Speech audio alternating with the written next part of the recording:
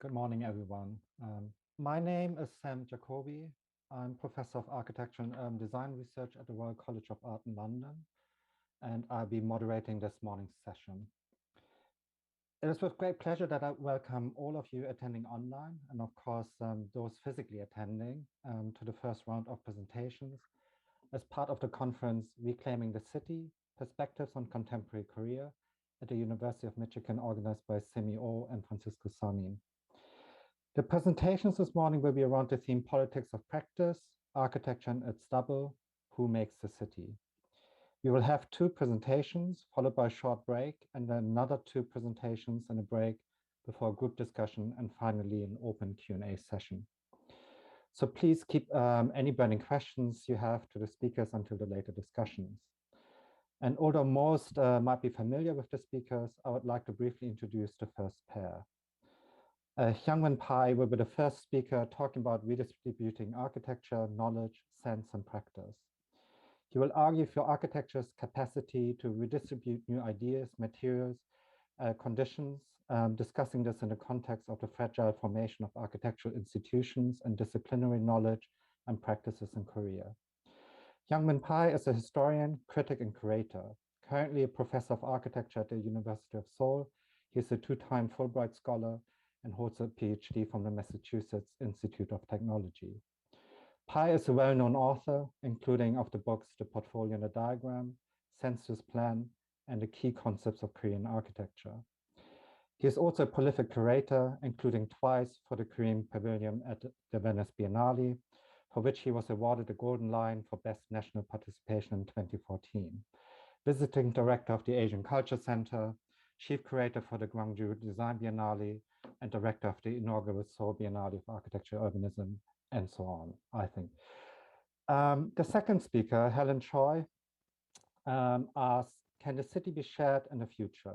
She will discuss the challenges, values, and responsibilities arising from the notion of cities as commons, as explored in the exhibition Commoning Cities that she curated for the Seoul Biennale of Architecture and Urbanism in 2017. Helen Hee-young Choi is an assistant professor of architecture at Kookmin University.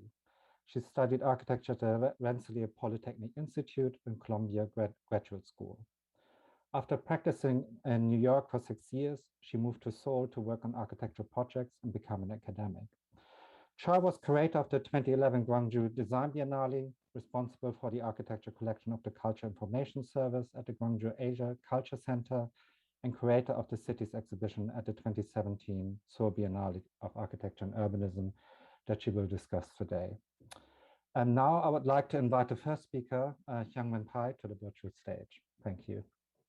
Hello, everybody. First of all, thank you so much to the organizers, to Professor Samuel, Francisco, to the NAM Center for inviting me to this wonderful session. And hello to Sam, long time no see. And I look forward to some great conversation. My title is Redistributing Architecture, and it deals with the redistribution of the knowledge of architecture, what architecture is, does, how you talk about, how you do it, and the sense, mainly the aesthetic of architecture, and then finally the redistributive practice, which I will talk about more through my own experience and through my own work. The notion of redistribution, of the distribution of the senses, is a term that I've used quite often recently. The distribution of the senses is a term that Jacques Rancière uses a lot, and it does have connection to Rancière's idea of what aesthetics can do.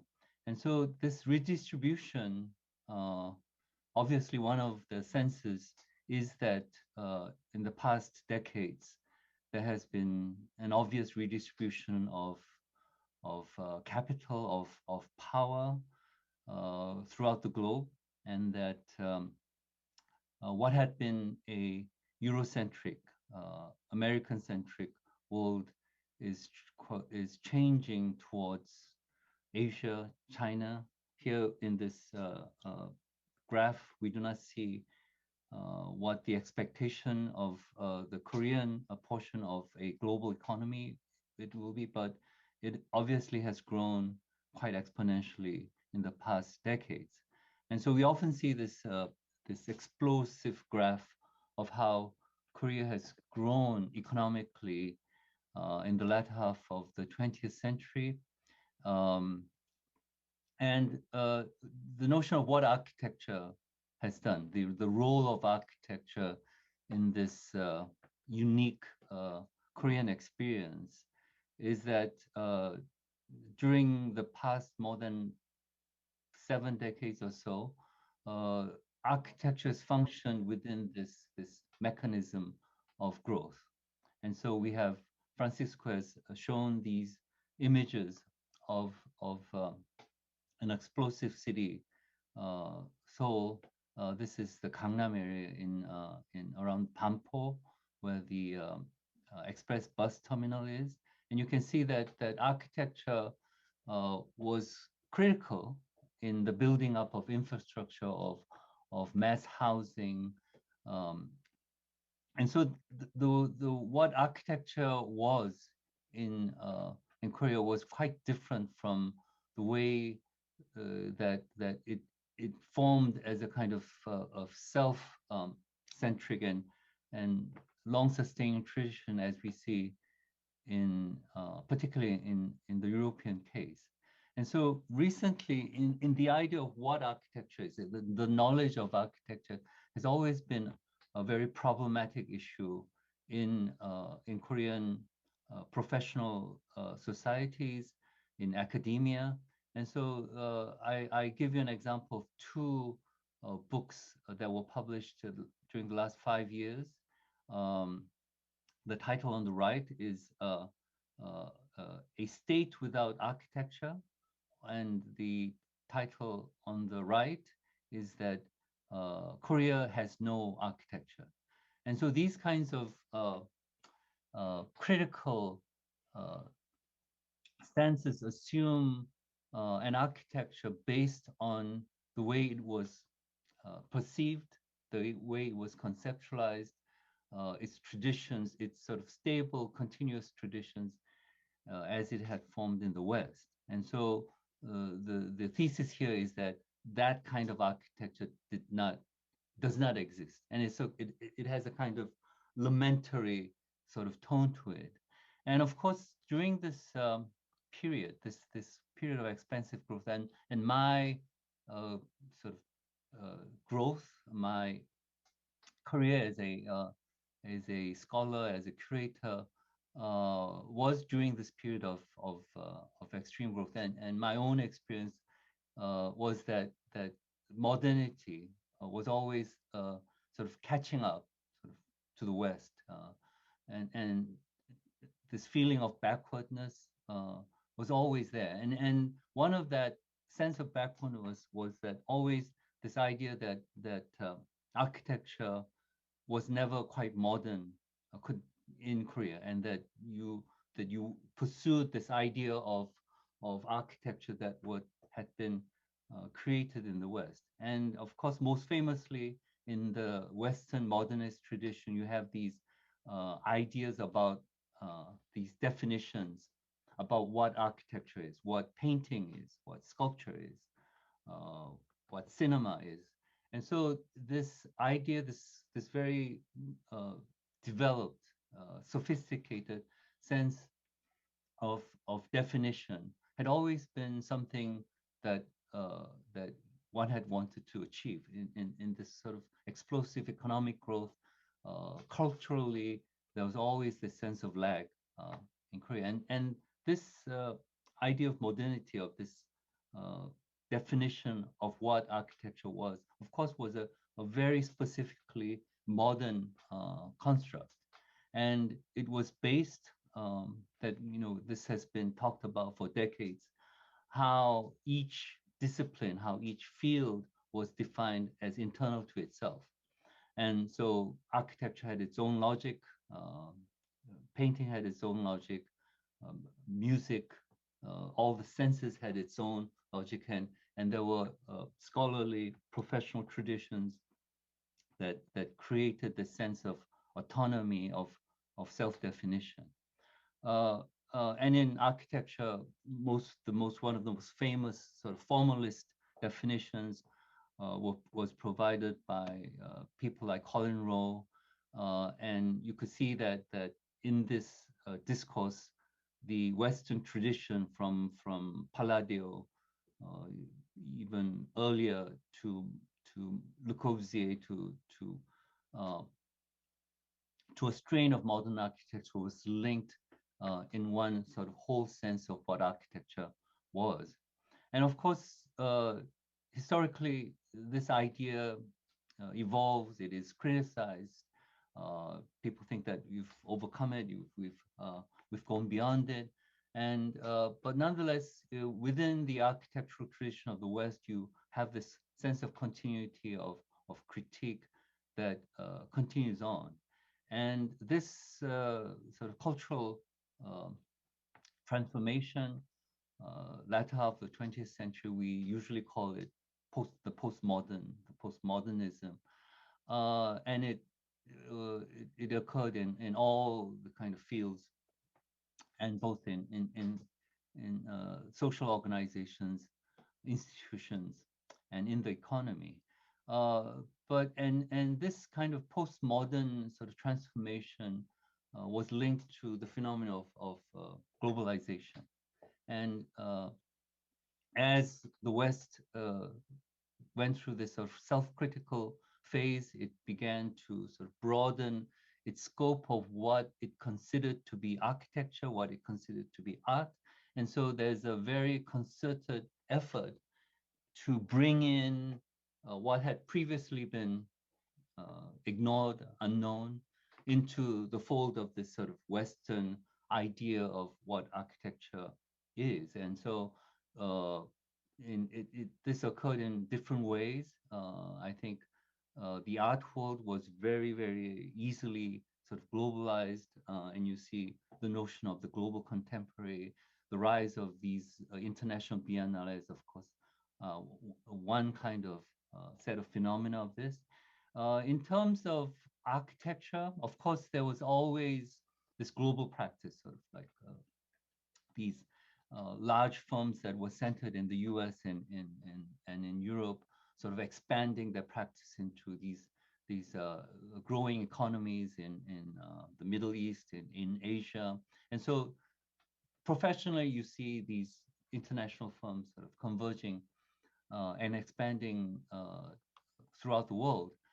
Intellectually, though, this globalization creates a problem within its own disciplinary formation of what architecture is. How do you understand architecture? And obviously, the architecture beyond the European American tradition is very, very different. And so the modernist systems of knowledge really couldn't understand or bring into the fold the myriad of cultural formations throughout the world. And so you see these efforts, admirable at times, the work that the Mark Jasenbeck has done with at MIT, the Global History Forums, but the results have not been that satisfying. You know, these textbooks and the universities, the departments have obviously felt the need to expand their knowledge, but the way that they've gone through it has not really achieved this idea of trying to be global. On the one hand, it at the worst case, I think, is trying to sort of colonize regions within their older sort of Eurocentric ideas of what architecture is. And it creates really troubling kinds of publications and work. Most famously, Ken Frampton's sort of continuously expanding sort of colonies of regions around the world. And so the idea of what architecture is, the knowledge of what architecture is, has become problematic because on the one hand, the Western paradigm, even throughout postmodern, never really was able to sort of bring in to the fold these diverse regions that were now sort of being acknowledged.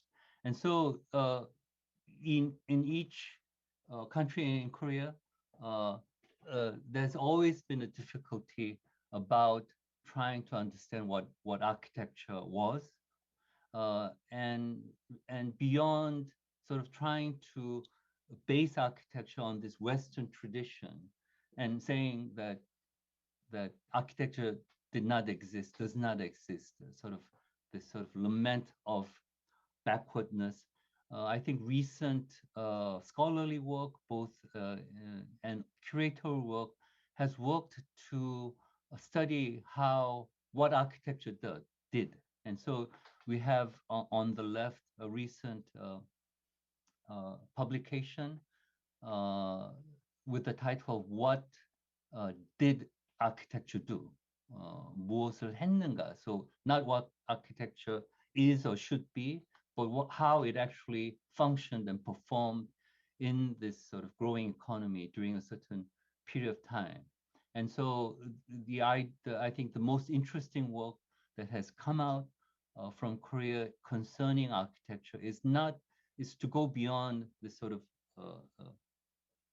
notion of a fundamentalist or static idea of what architecture is. But the term, obviously, though translated, the term architecture in Korea, 건축, barely has a history of 100 years. And so the idea is to, of course, use the term because it actually existed there. There were institutions, regulations, professional societies, schools that used the word 건축, but it is an idea that is very different from the Western tradition.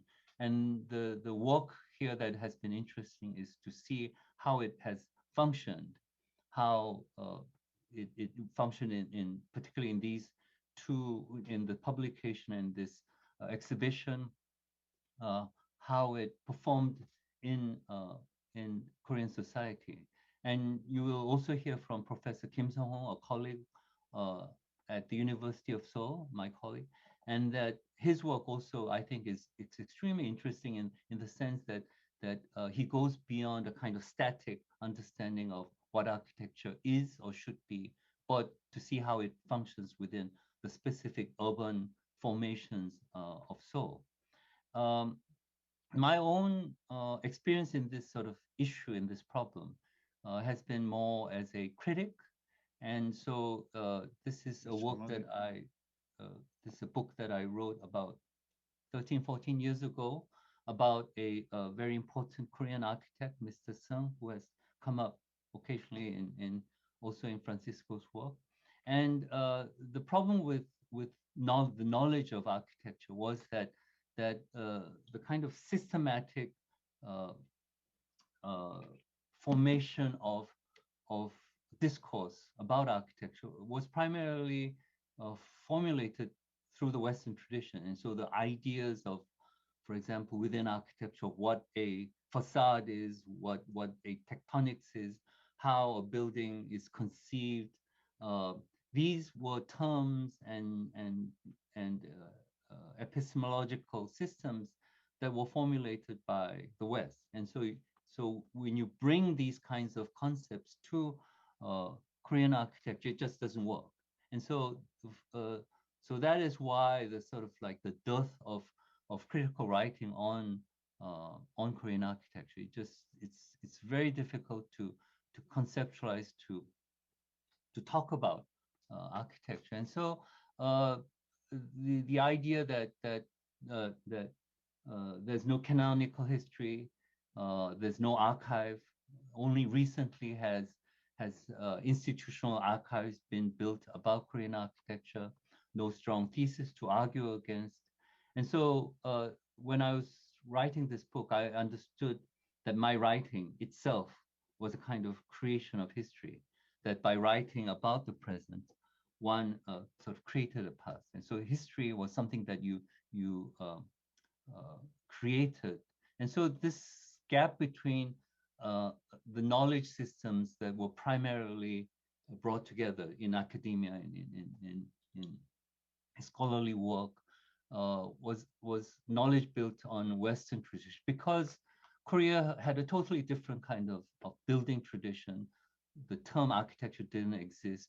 The modernization process, its colonial experience did not build up a, a modern discourse on architecture and the environment. And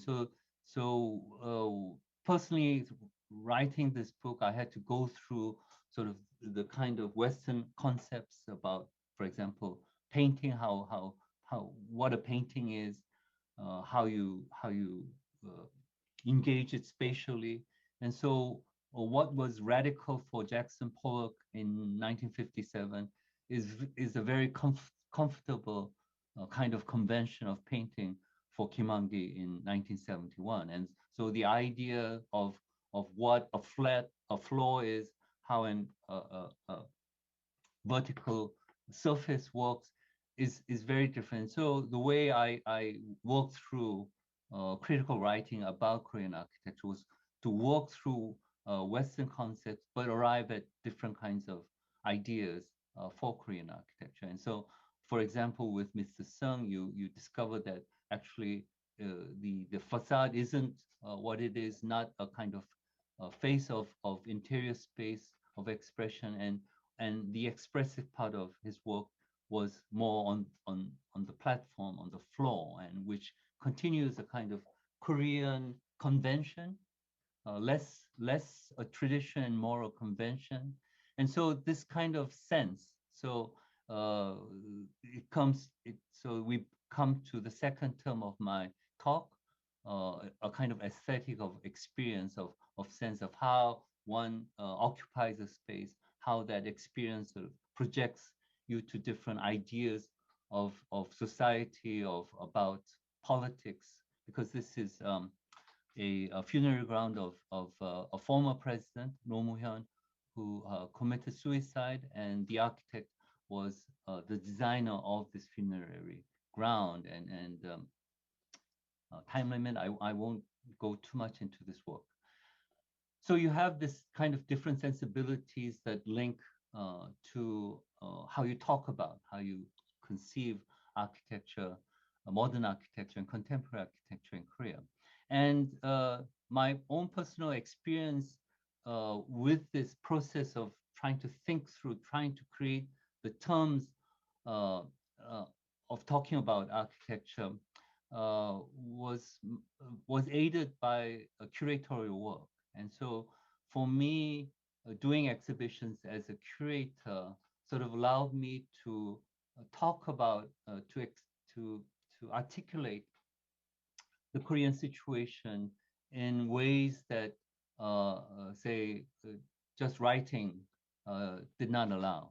And so in 2014, I was a co-curator for this exhibition, which was very well received.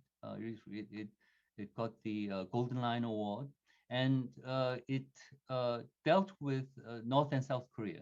It was the first time that an exhibition brought these two phenomena into one space. And the what curatorial work allowed me to do was, if I had to write something about North Korea, I wouldn't able. I've never visited Pyongyang. It is one of my wishes before I leave this world to be able to visit Pyongyang. So I had to do a exhibition on North Korea, which I had very little knowledge of. And so the creator work allows you to bring in different things to sort of set up a space of images and things, and be able to set new kinds of possibilities. And so sort of organizing the structure of the exhibitions, the catalog, the text. And so you were able to sort of bring in and compare and bringing new ideas about North Korea and South Korea. And so I won't go into specifics of how we organized the space of the exhibition and the catalog, but we had ways of bringing in fragments of things. And so curatorial work allowed me, I think, to expand in this sort of very fragmented situation where the instability of the concepts of architecture sort of disallowed you, in many cases, to write a continuously lengthy scholarly thesis about certain things. And so, the exhibitions has allowed me to expand and to get into things to provide things. But nevertheless, with the 2014 Korean Pavilion experience, the unknown remains unknown. It's not like you have suddenly I become this expert on North Korean architecture. So the way that knowledge is set and assumed is very different from the sort of like the building up of a tradition. So my idea about what knowledge is that I don't think that some new kind of theory coming out of Seoul or coming out of Beijing will really follow the kind of Western trajectory.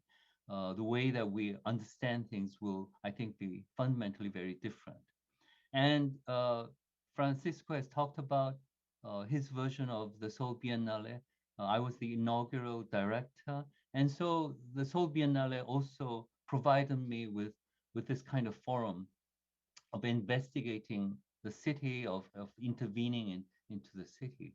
And so the issue of how do you create a biennale of the city, about the city. And the idea, of course, was an engagement. And the text that I presented to Sam and to you was the introductory text to our first book. Francisco has showed one image of it, and it was the first book coming out of ACTA. And it talked about the idea of what architecture was in this kind of urban setting, in this kind of biennale, with the ambition of intervention into the everyday life of the city. And so these exhibitions were not only within gallery spaces, but the idea was to go into the city, become part of every life, to be a mechanism of continuous evolution and transformation. And so later on, in Professor Hwang Ji-eun, also a colleague, will talk about her interventions, which in a small way was part. Its beginning can be found in the inaugural Seoul Biennale, and so this idea of curatorial work as engagement in the city, in a key issue of urban manufacturing in production was one part of the Seoul Biennale that allowed me to become a kind of practitioner through curatorial work.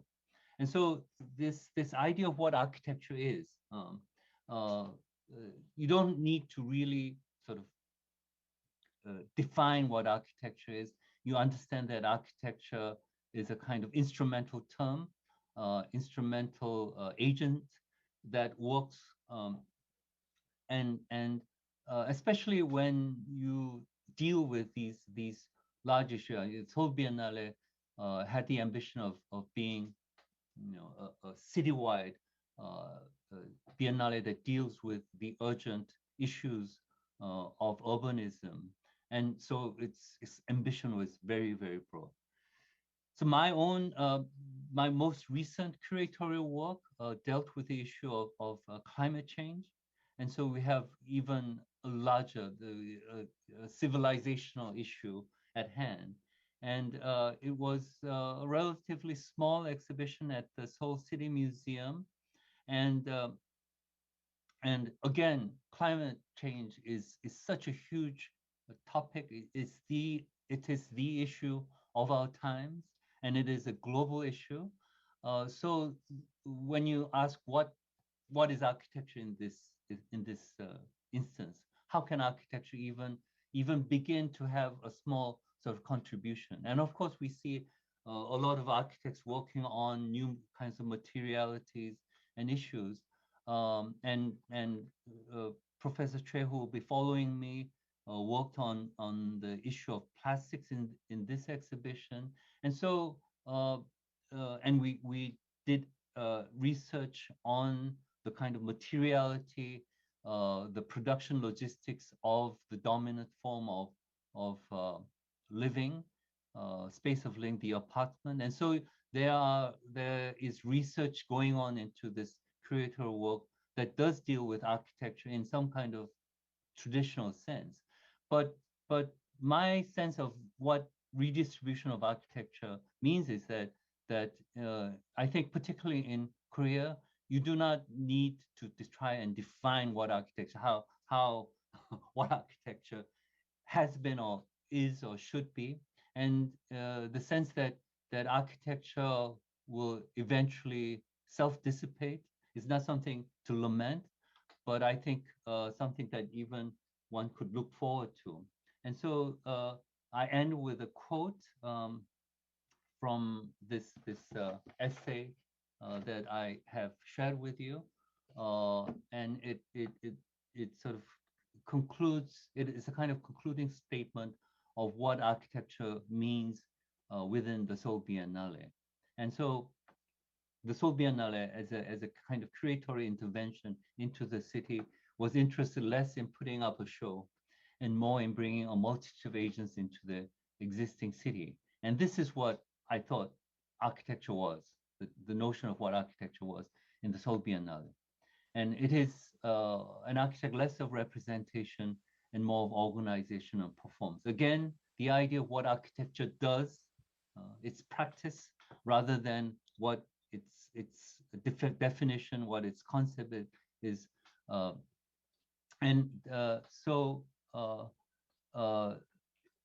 It went again, I think, against the idea of this sort of idea of the stable work of architecture. And it was this open-ended process, this open-ended idea about what architecture was, that I think is, I think the very exciting part of contemporary architecture and urbanism in Korea. Thank you so much. Hi, thank you for the invitation. I'd like to thank specifically to the NAM Center and also Semi O and Francisco Sanin, the organizer of this event. I'm a little nervous, but great to share ideas in front of such a great audience. The topic I am about to discuss today is a particular example of the work that relates to the city of Seoul and also cities in general. Today, the city have issues that task both in local and global scale as the process of globalization, climate change, energy crisis, social redistribution, and pandemic are affecting our spaces in cities everywhere. Stories need to be shared, communicated, and discussed, not only within the border, but beyond the visible limits. The title of my presentation today is called Can Cities Be Shared in the Future? It seems quite simple as a question, but it's actually becoming more complex ever, especially these days. Preparing for the presentation, I had some time to think about both my stance as an architect and also a citizen of a city that I have witnessed changing so fast ever since I moved to live in Korea from New York in 2003. My recent works, other than teaching, have been focused more on the research and research-based curating. And I felt it would be good to reflect my own experience to speak for this opportunity to discuss city and architecture. Architecture is, whether you are actually building or not, a material practice that deals with an array of contingencies and external factors. Whether you're communicating with your patrons, resolving the zoning, checking the building code, and writing out specifications, there are always coordinations and negotiations that need to be undertaken. More architects in Korea today are reaching beyond the construction of buildings as more forms of alternative practices are available and on demand. This also shows that the role and range of what architects can contribute is changing. Architects are involved in exhibitions, platforms, and research-based projects that are not in their traditional working sphere. In 2017 Seoul Biennale, where I was involved, for example, about 70% of the curators and directors were architects or had an background in architecture. So today I will start with my personal experience of working as part of the Biennale, which required a large, complex scale of operation in creating the first major cultural event in Seoul, themed around architecture and urbanism, which obviously co-directed by Hyungmin, who just presented before me. It was the first inaugural event with no precedents, no precursors. The idea was to have the venues and nodes of the event to be dispersed throughout the city, rather than a single concentrated site. Here in the image, there are two major venues at the west and the east end, along the lines of the traces of an ancient city wall. And the rest of venues are located in between the nodes, connected by the programmatic paths. I was a curator for the cities exhibition called Commoning Cities, which comprised mainly city projects, initiatives around the world cities, including Seoul. So the focus of the curation started with the question of how to approach the idea of city. In 2016, New York Times article featured the rapid expansion of the dry earth, the desertification of Tangle Desert, which has been pushing out nearby inhabitable areas. The land being dried up and the dust wind blows moving eastward, affecting the nearby cities from the closest located Taiyuan, Beijing, and all the way to Seoul. One of many reasons we spend outside with polluted air pretty much all year long these days. But is it really because the wind coming from the desertification of the neighborhood country? The article by NPR in 2015 suggests that the question of air pollution in Asian cities is rather an intricate combination of things. The article featured EPA's research, which compared the number of unhealthy days in 1 year cycle. And it clearly indicates that Asian cities, including Shanghai, Beijing, and Seoul, have far more days than some of the most polluted cities in US. So the problem exists not only by the transport of pollution from China, but also within Seoul and within the border, in which Korea is still industrial environment, mainly relied on fossil fuels, coal plants, and diesel vehicles. Regardless, this example of drying earth caused by the lack of water and forest and the dust from the parched earth blowing to contribute to the air pollution, leaving the hazards and impacts of our lives in the cities are becoming major leading municipal matters in our cities.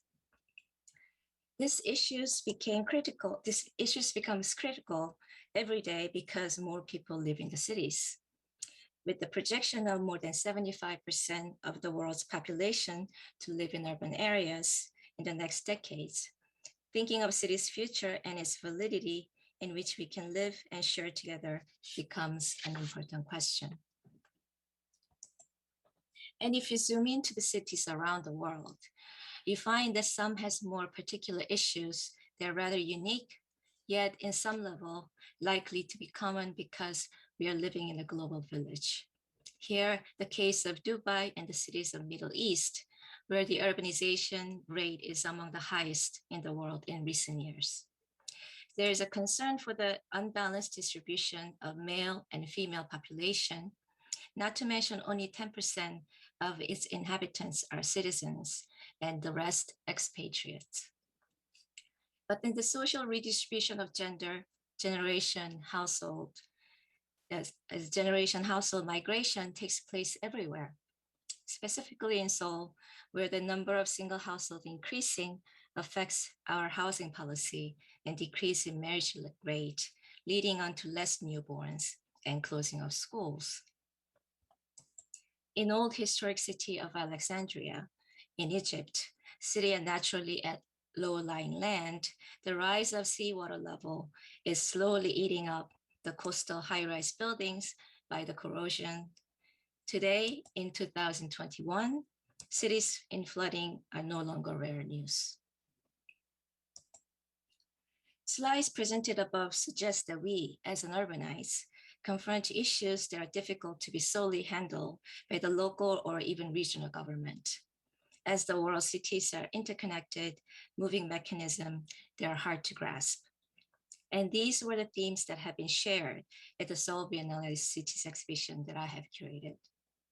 This event was the first architecture and urbanism biennale taking place in Korea, in a city where preconception of architecture equals construction. The biennale was one of the first attempts to discuss our built environment in the tone of cultural discourse. Specifically, the role of cities exhibition was to bring together the world cities' current state and near futures through the lens of public initiatives, projects, policies. There are about 50 plus cities represented by the local curators to create questions and possible scenarios for our cities. City municipality in the earlier days of Korea has been devoted to the production and construction, as we all know, under the frame of planning approach.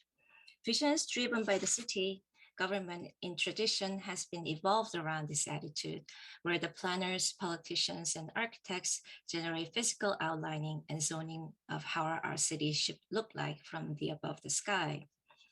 Mid-20th century visions of two major cities in Korea, here shown in Seoul and Pyongyang, clearly indicates that the tradition influenced by the Western method, where you can find the traces from Corbusier's plan for Paris in 1920s. However, the problems that are bigger and beyond the physical demarcation dominates our cities today, where we use the same map, but as a different mediums for different agendas.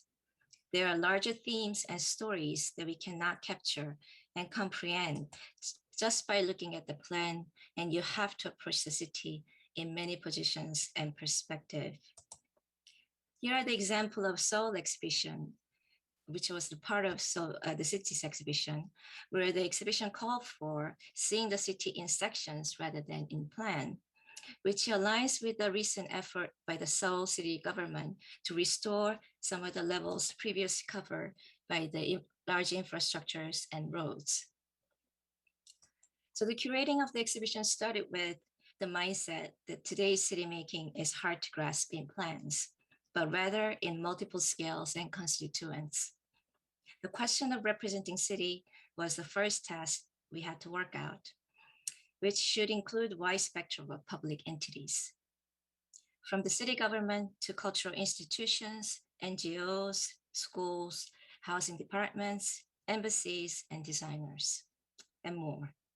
Since they all may take part of city-making operations, it was an important process to search and invite a variety of city-making groups.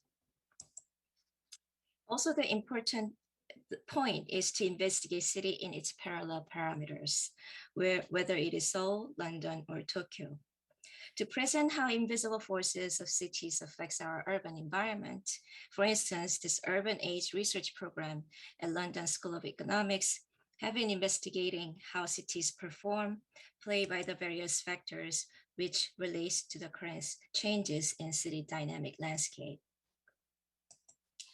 So the selected number of participants for the exhibition was invited to expand the lenses of the subject.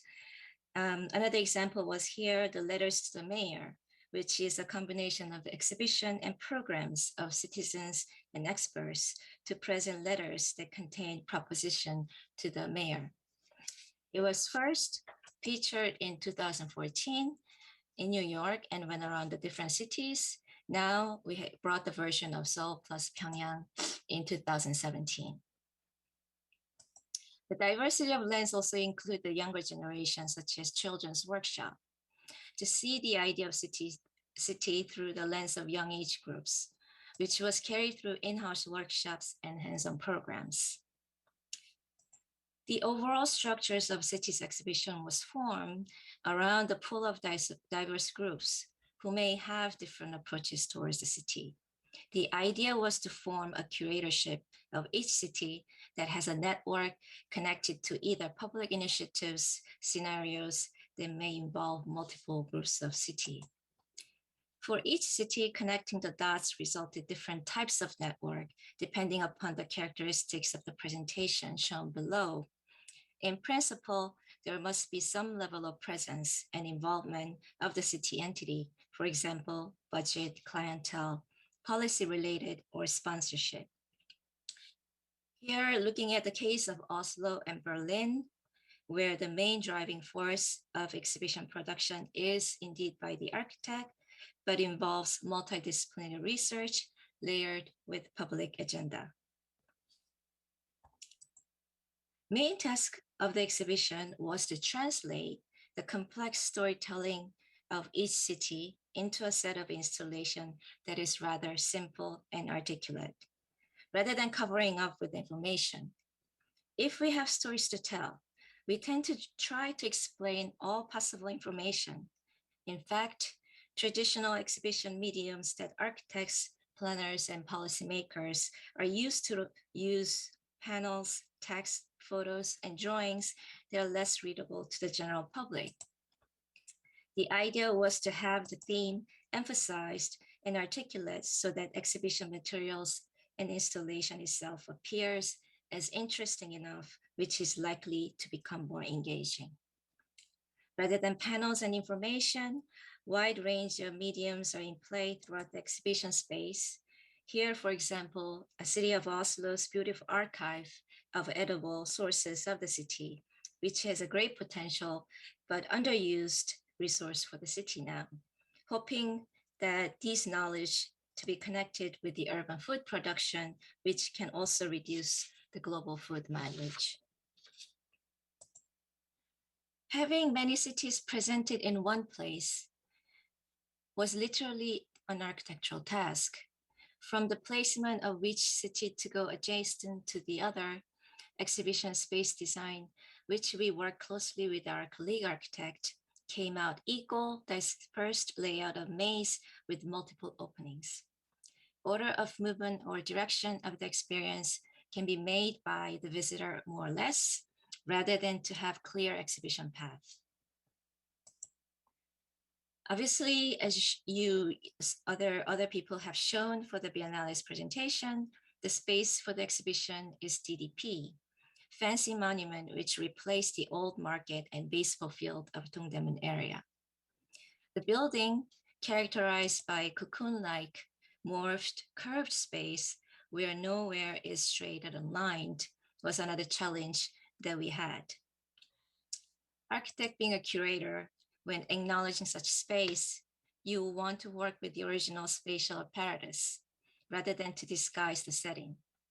Battling with the appropriate arrangement that can accompany best possible movement and experience took place for some time until the layout became final.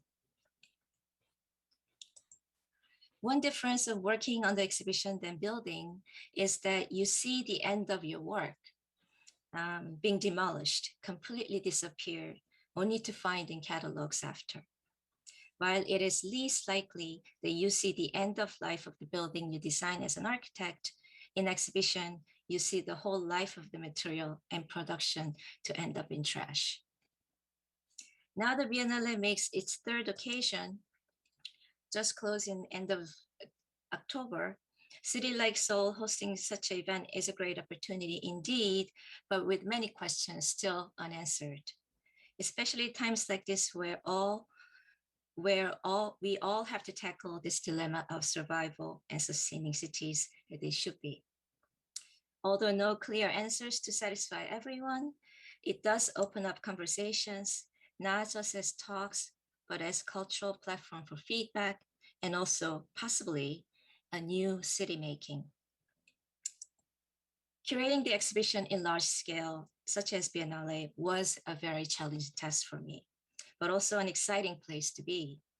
As an architect, you get to have an opportunity to listen to work with other experts in thinking and making city from many different perspectives.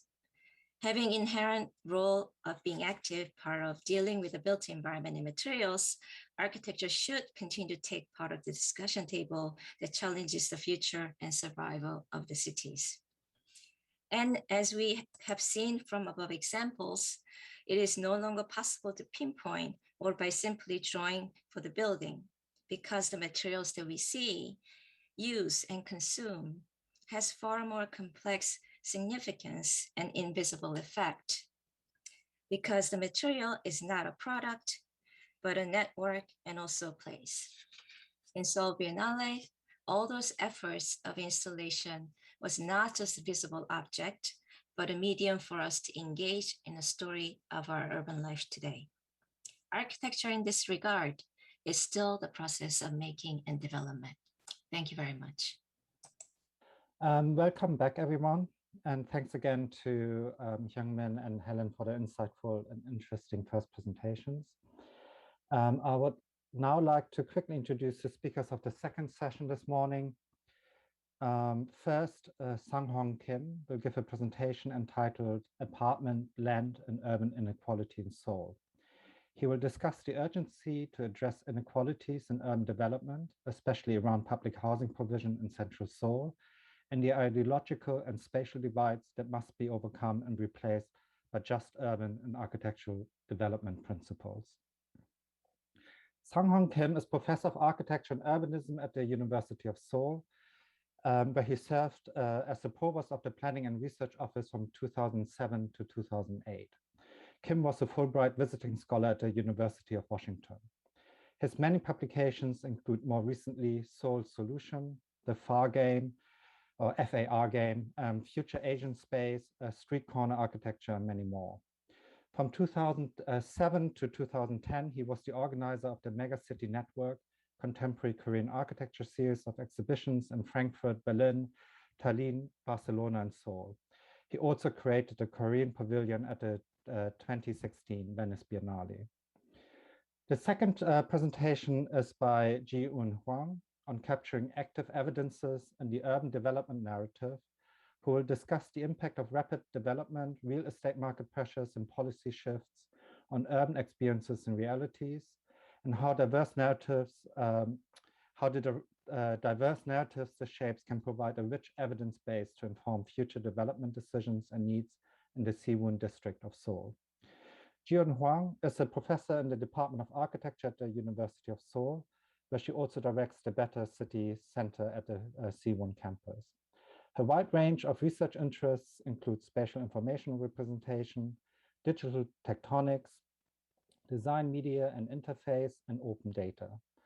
Her research projects include work on digital twin-based urban regeneration, participatory and mobile augmented reality content, spatial temporal monitoring of public space, and developing a monitoring index for UNESCO heritage.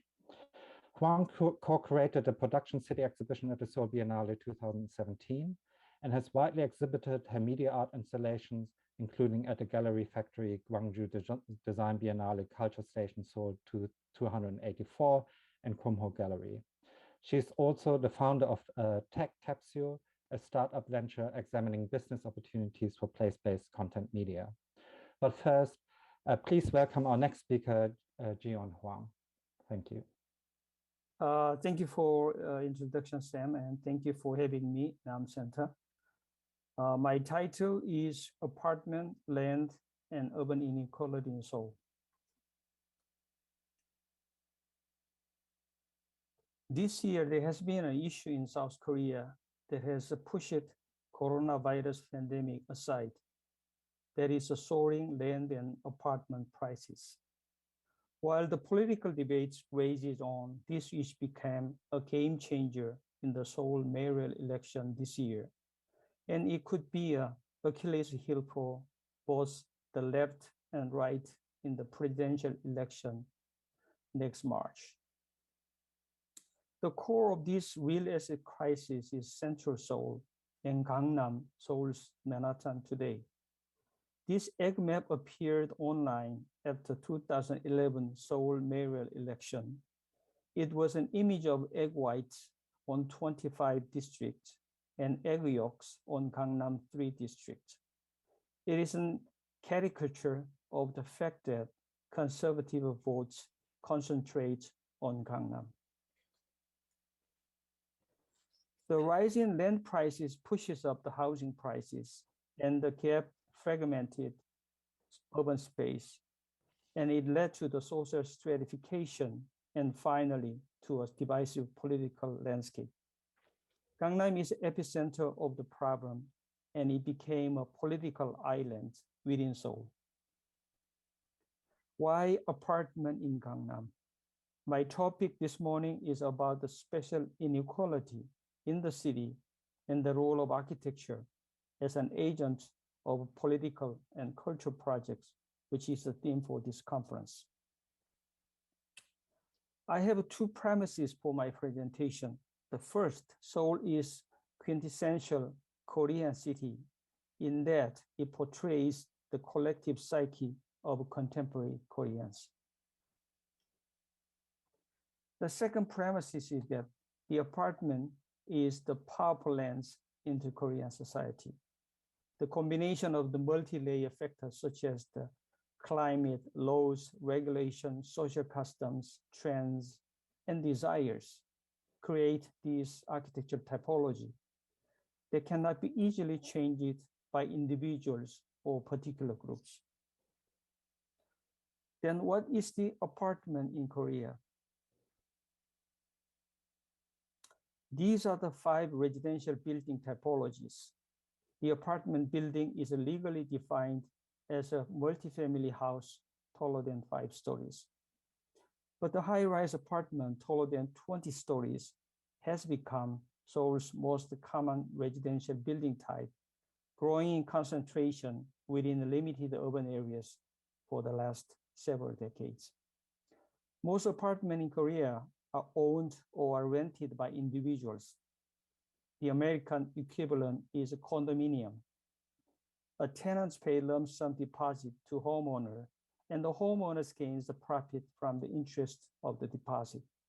As of 2018, the ratio of deposit to resale value in Seoul was 69%. This unique system, 전세, is the product of the steady rise in property values coupled with high interest rate during an earlier period of rapid economic growth and urban concentration in Korea. Because of this, many Koreans look at the apartment unit as a commodity that is bought and sold as a short-term investment. While many tenants move every 2 years seeking better lease terms with the ultimate dreams of saving enough to own their apartments. In 2015, 45% of households live in apartment buildings, but the total gross floor area of high-rise apartment comprised 61% of all residential buildings in Seoul. The most critical variables for the feasibility of apartment development is FAR. FAR is ratio of the building's total floor area to the size of the plot. BCR is the ratio of the built area to the plot area. For the first building on the left, BCR is 50% and the FAR is the same as BCR. For the second building in the middle, BCR remains the same, but the FAR is 200% because the total floor areas increased 4 times. For the third building on the right, BCR remains the same as the first building, but the FAR becomes 500% because total floor areas are 10 times larger than the first one. In fact, FAR has been driving force behind the growth of urban architecture for the last 60 years.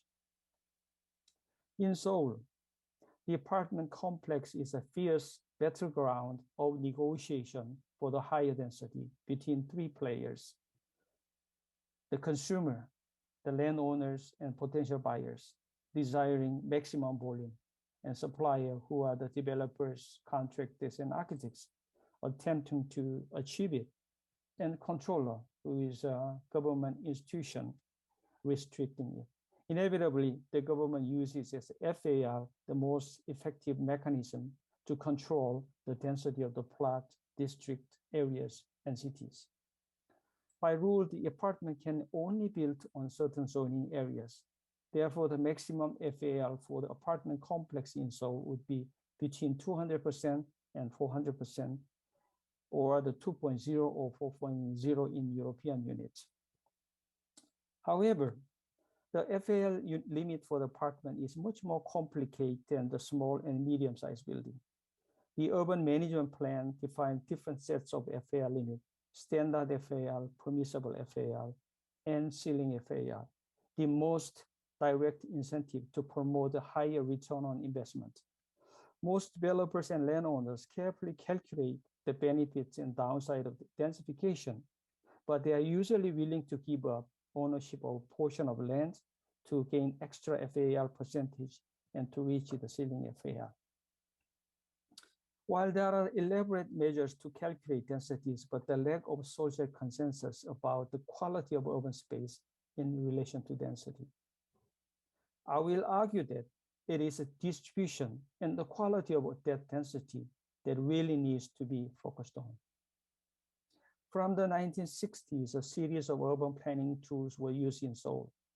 The map shows a pattern of many different layers. The area executed by these projects are nearly 70% of urbanized area. Among the projects implemented, three main projects have a fundamental impact on Seoul today: land readjustment, housing site development, and housing redevelopment and housing reconstruction. The area developed by the housing redevelopment and housing reconstruction are third largest behind land readjustment and housing site development. These two projects are different legal terms, but they are similar in execution process.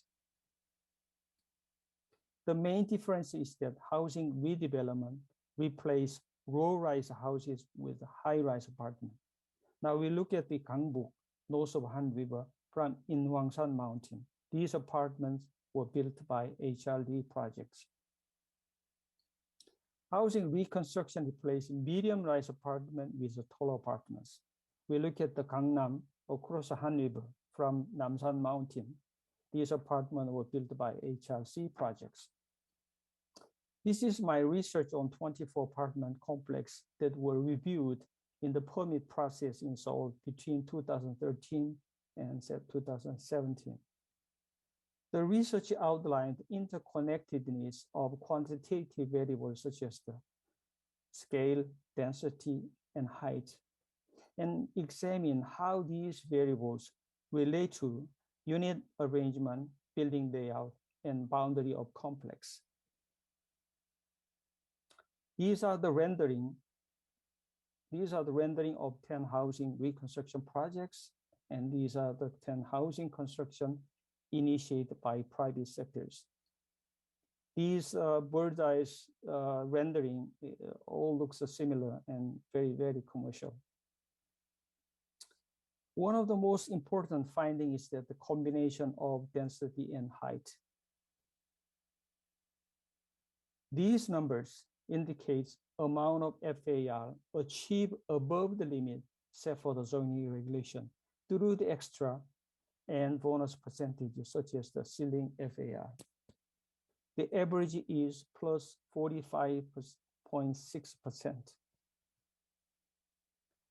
By contrast, these numbers indicate amount of the BCR planned below the limit set for the zoning, and the average is minus 28.70% to 7%. Sorry about these number things, but what do these figures mean? It demonstrates that general strategy of apartment design is to reach the ceiling FAR and then make the building as high as possible. So the axiom is that maximum FAR is a constant, whereas the number of floors is a variable. Unit. Individual apartment buildings have a shallow plan and wide frontage for the natural sunlight and natural ventilation. The double corridor plan is avoided because unit facing north are least preferable in the market. Visual privacy between units and proximity to the underground parking are also believed to prerequisite for the successful apartment development. As a result, there are limited options for the unit combination and orientation. The most popular strategy is a building with 3 or 4 units facing the angle range between southeast and southwest. The L-shaped wide frontage unit plan is firmly established as a stereotype. The wide frontage has another advantage, balcony extension. For the several decades, exterior balconies apartments have been illegally converted to interior rooms. In 2005, government legalized the internalization of balconies with depths of shorter than 1.5 meters. So all these balconies are less than 1.5 meters.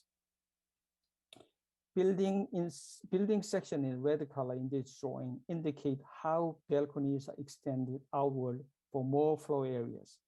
This is not included in the FAR calculation, therefore not officially registered.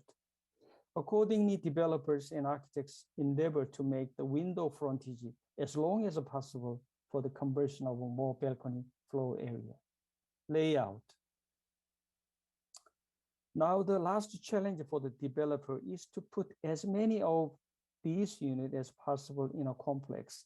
These tendencies well illustrated in this drawing of the project for the Korea Land and Housing Corporation, governmental agency responsible for the massive supply of land and housing.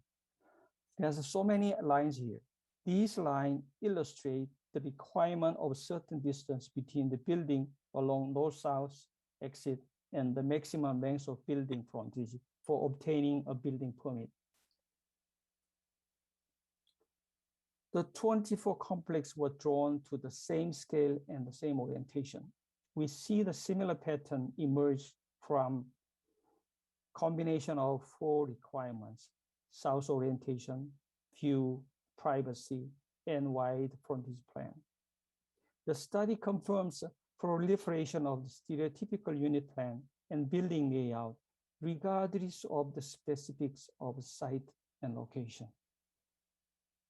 Here we see that heterogeneity of urban morphology is paradoxically combined with homogeneity of architecture typology, which is driven by market demands and private interest.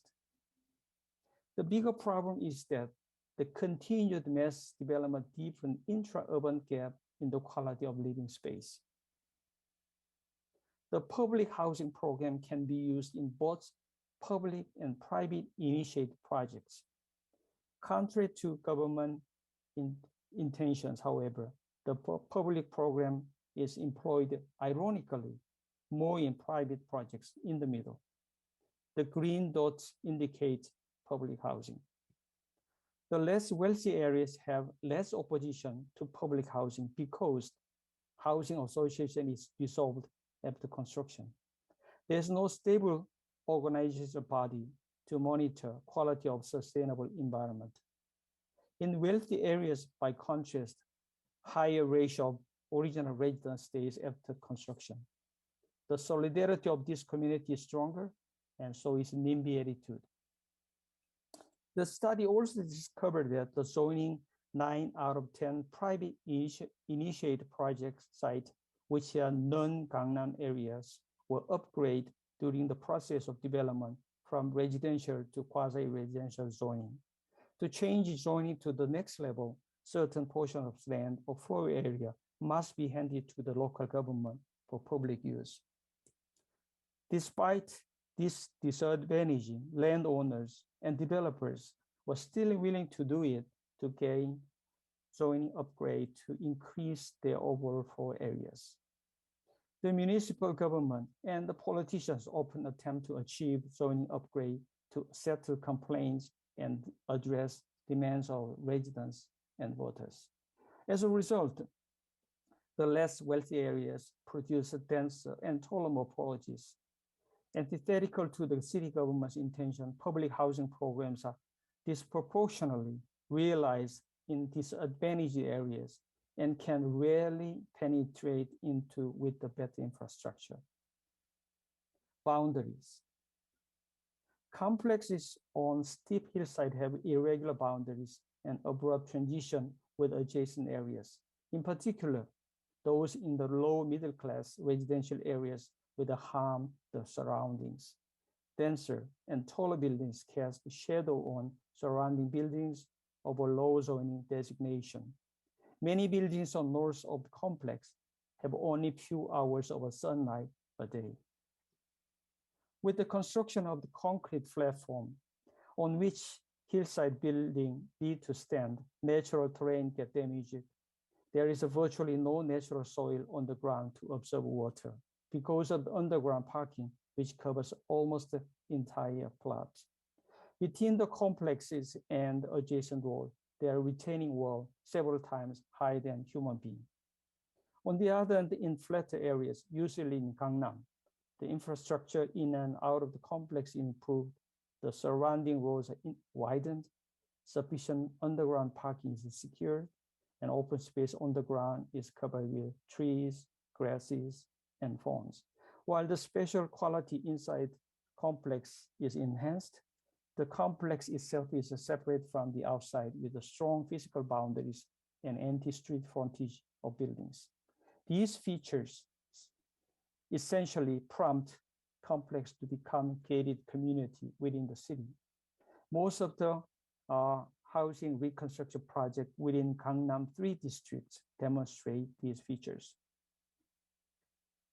Throughout Seoul, we see the abrupt transitions between the inside and outside apartment complex that weaken continuity of urban fabric and the facilitation of pedestrian movement. We see the destruction of topography and excessive underground excavation that threaten the sustainability of the environment. We see strong boundaries between inside and outside of apartment complexes that create exclusive urban enclaves and gated communities. We see the uneven distribution of density that leads to uneven quality in the living environment. Symptoms of social inequality are manifested in the discontinuity of the spatial fabric of the city. As of 2019, the average life expectancy of Korean is 81. The minimum age of buildings required for the reconstruction project is 30 years. In a country where the average lifespan of a building is shorter than human being, time for architecture has a different meaning. All these symptoms are associated with the notion of a community. One of the misused, contaminated terms in planning and design is community.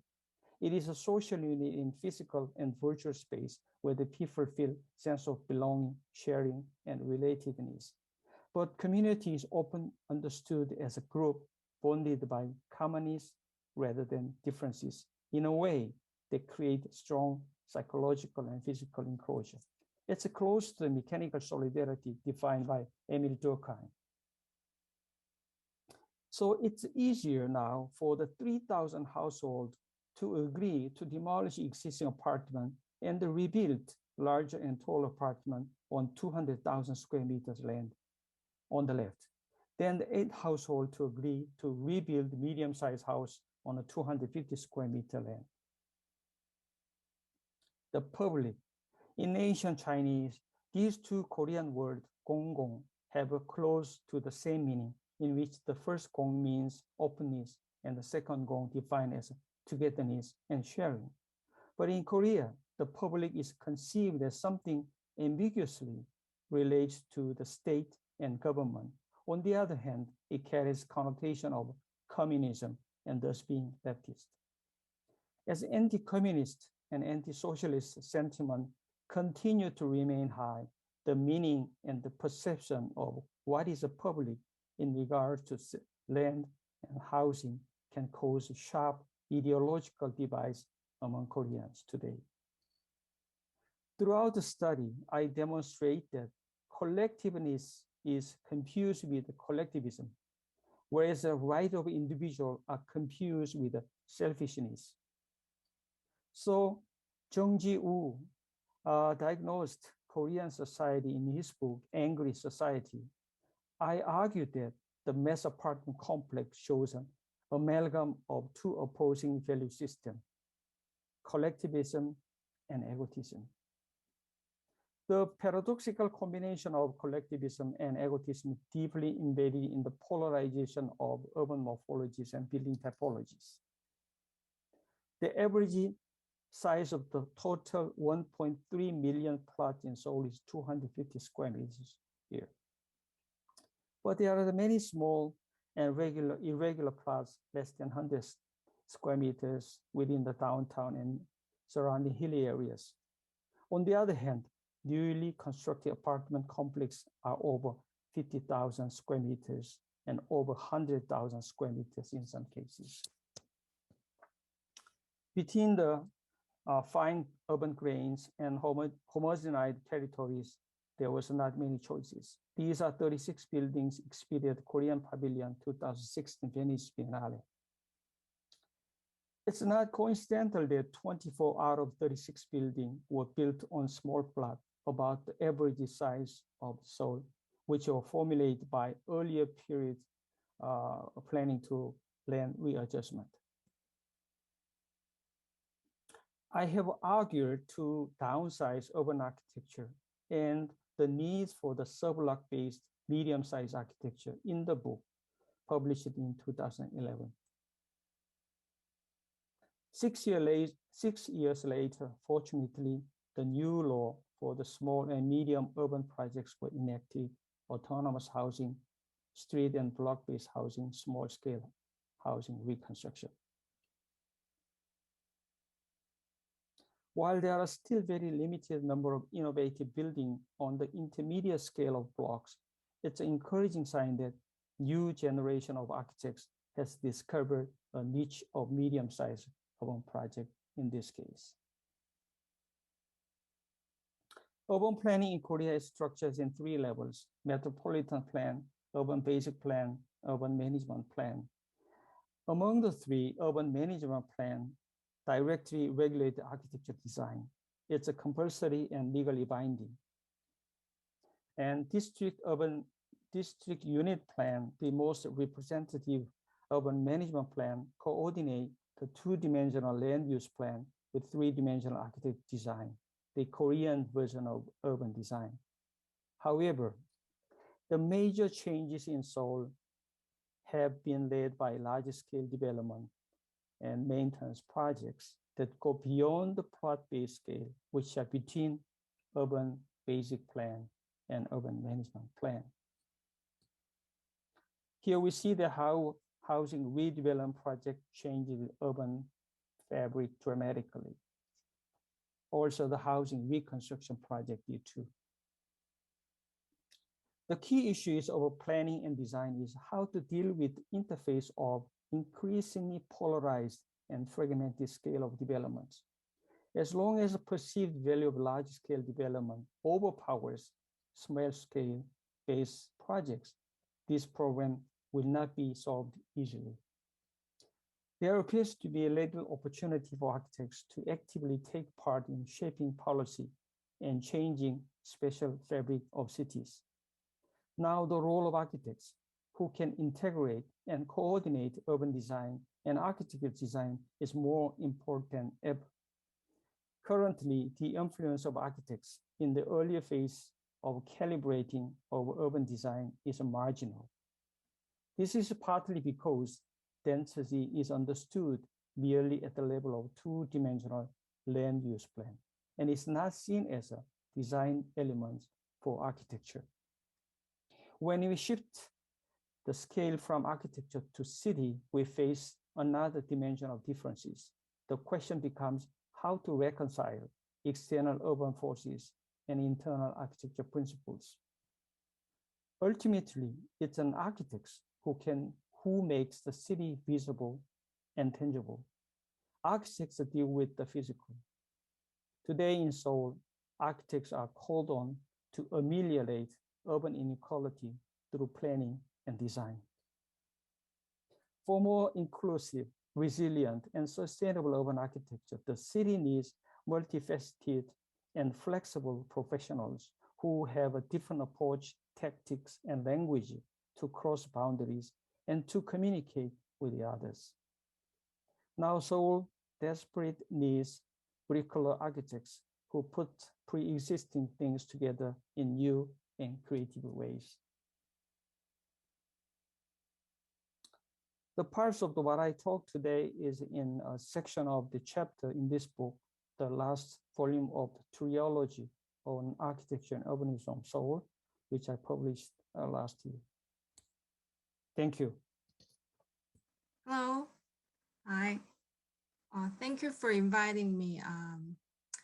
Before I start my presentation, I want to share two interesting materials that will connect my talk. And this must be the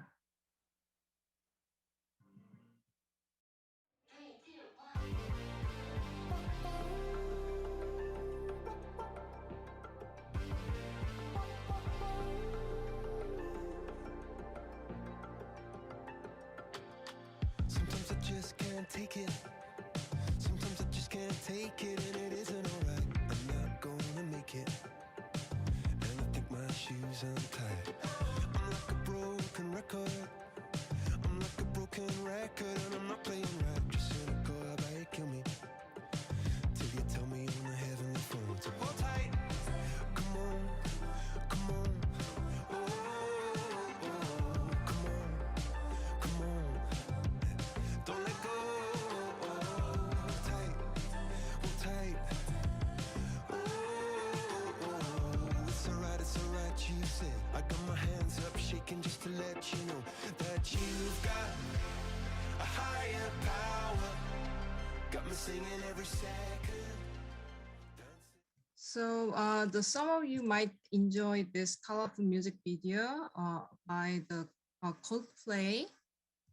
The song Higher Power. This dancing version was made in collaboration with Ambiguous Dance Company of Korea. Recently, they featured in official promotion reel of Korea Tourism Urbanization Headquarters, which made a mega hit on YouTube. Their dance and fashion interpreted Korean tradition to quite trendy and contemporary pop culture. So majority of reactions of this music video among my colleague Koreans, the location they took rendered the locality of Seoul so well. We may call this a Seoulscape, like ordinary scenes of places, especially the old part of Seoul. Also, this dance movement adds such a crispy color on it. I will focus on this particular Seoulscape. One of the major backgrounds of this music video, Seon Eujiro Cheonggyecheon area.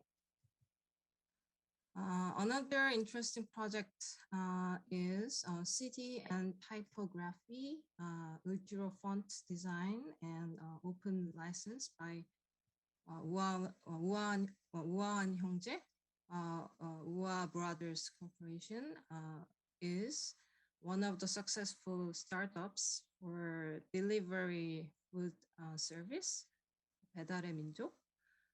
They run their own in-house design project for their promotion. And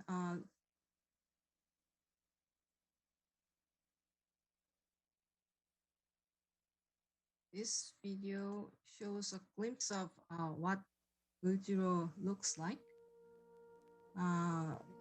Eujiro Open Font project was motivated by hand-painted signboard in Eujiro urban manufacturing areas. The creative director of 우아 Bros is confessing right now their respect to factory craftsmanship and their own spirit, and how it inspires the young designers.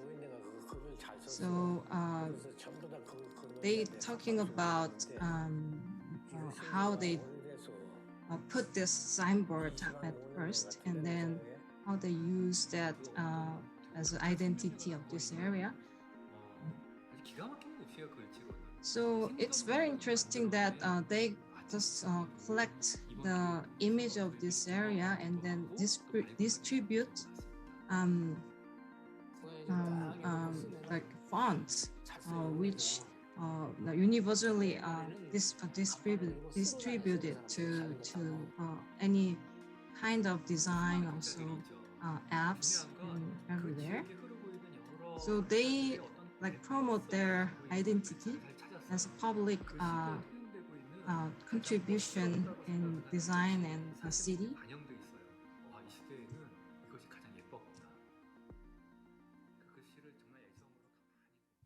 So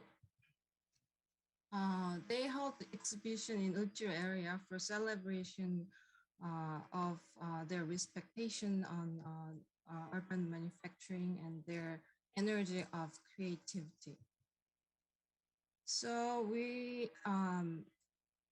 those two projects are the location is same area.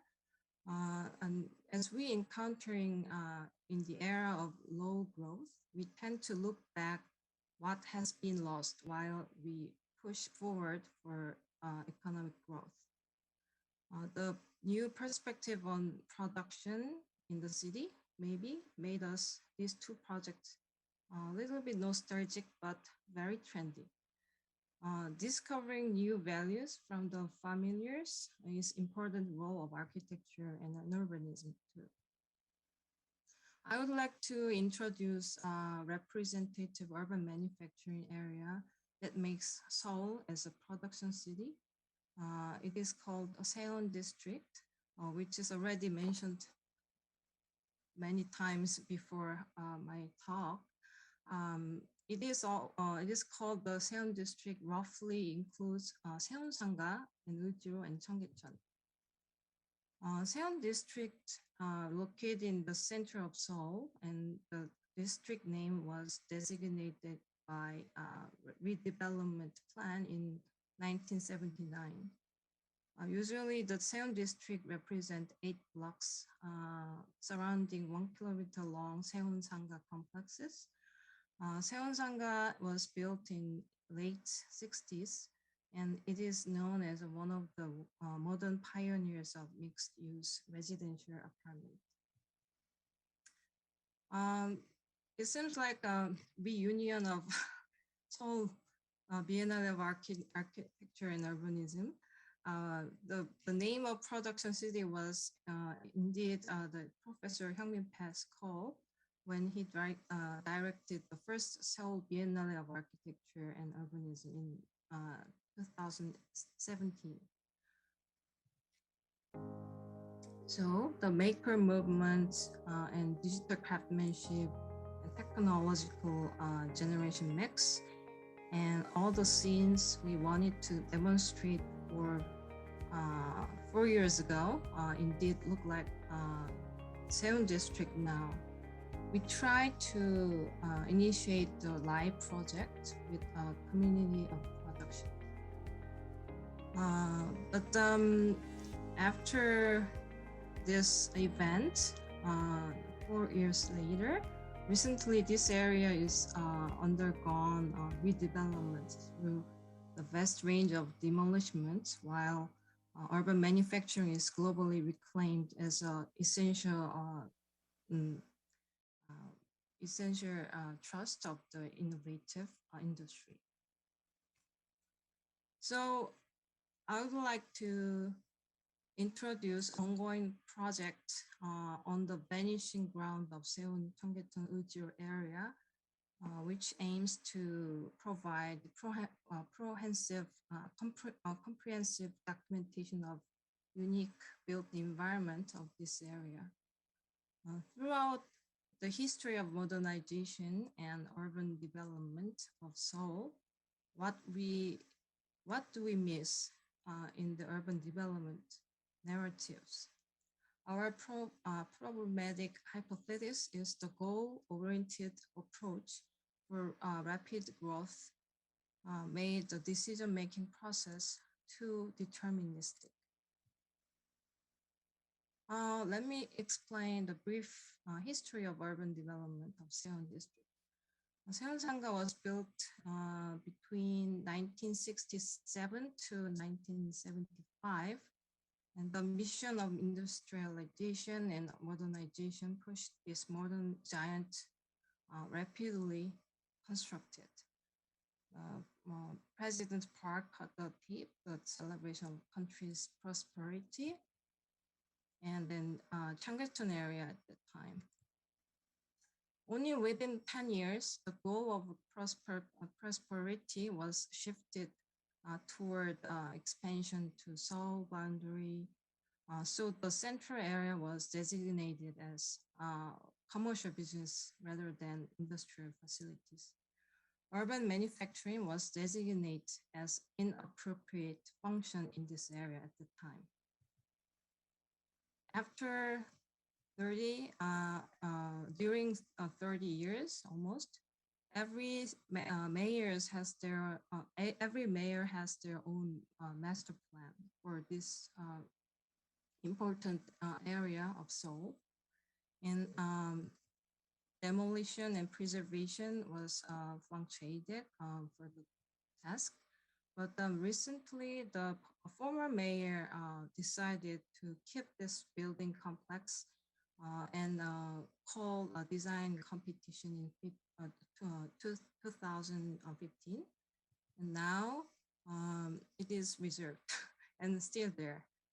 Regeneration plan, we call the 다시 세운 project, launched in 2017 when Seoul Biennale opened. So many urban development project fluctuated, but if you look at the evolution of urban morphology of Seoul district, the type of size of plots or the street system is still remained, even though all the pressures of development. Because of that, because of the high price of land, also all the complication of stakeholders, ironically hold the whole development process. So all the urban planning shift since 1966, so the very first basic plan was hold. All the different ideas was passed, but still there. So urban manufacturing area is very unique function there, and characteristic of urban Seoul urban manufacturing is related to the local embeddedness. That means all the clients and their subcontract working together as a industrial ecology. So I will introduce the project of the collaboration of consortium consisting of 3 teams: Guga Urban Architecture, and Place Memory Project, and Tech Capsule, which is an ongoing project. Guga has a keen experience and architectural knowledge of this area throughout a decade of field research, and Memory Place projects are a group of activists as well as archivists. Also, Tech Capture discovers new perspectives on urban context with 3D scanning, VR, and digital mapping technology. This project, ironically, a citizen participatory budget program of metropolitan government initiated for support collective value of ever-changing urban areas. This is some example of how they work. 옆에 있는 건물 거기가 간장 공장이었어요. 옛날에 승리 간장이라고. 조선옥은 지금 그 주차장 자리. 그 이후에 이제 고쳐서 공장들이 그치 앞에. These are like interview process. One of the factory owners recalled his memory how their hanok, the traditional Korean architecture has transformed into their factory. 그러니까 여기가 여기 있잖아요. 여기가 그러니까 여기가 이 방이 하나 있었고 이런 식으로. 근데 이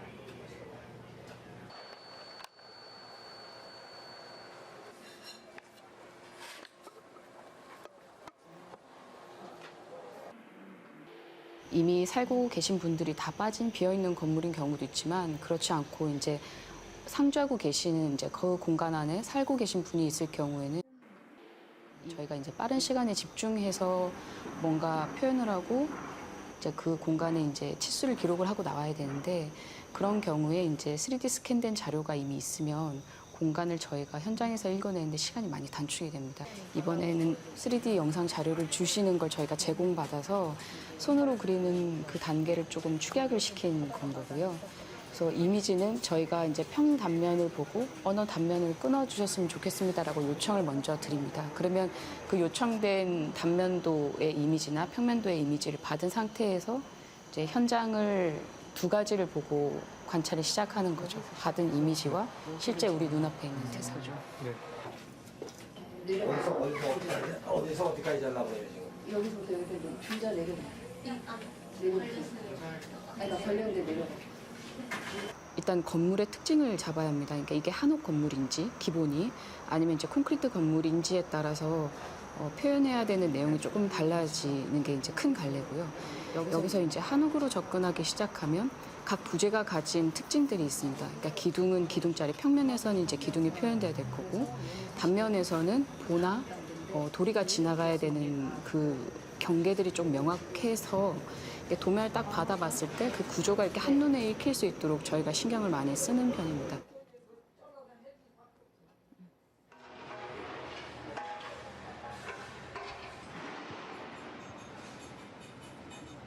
So these are some the scenery of Seon district these days. So it's a mixture of the factory still in business and factory already demolished. So this project, documentation project, is very deal with the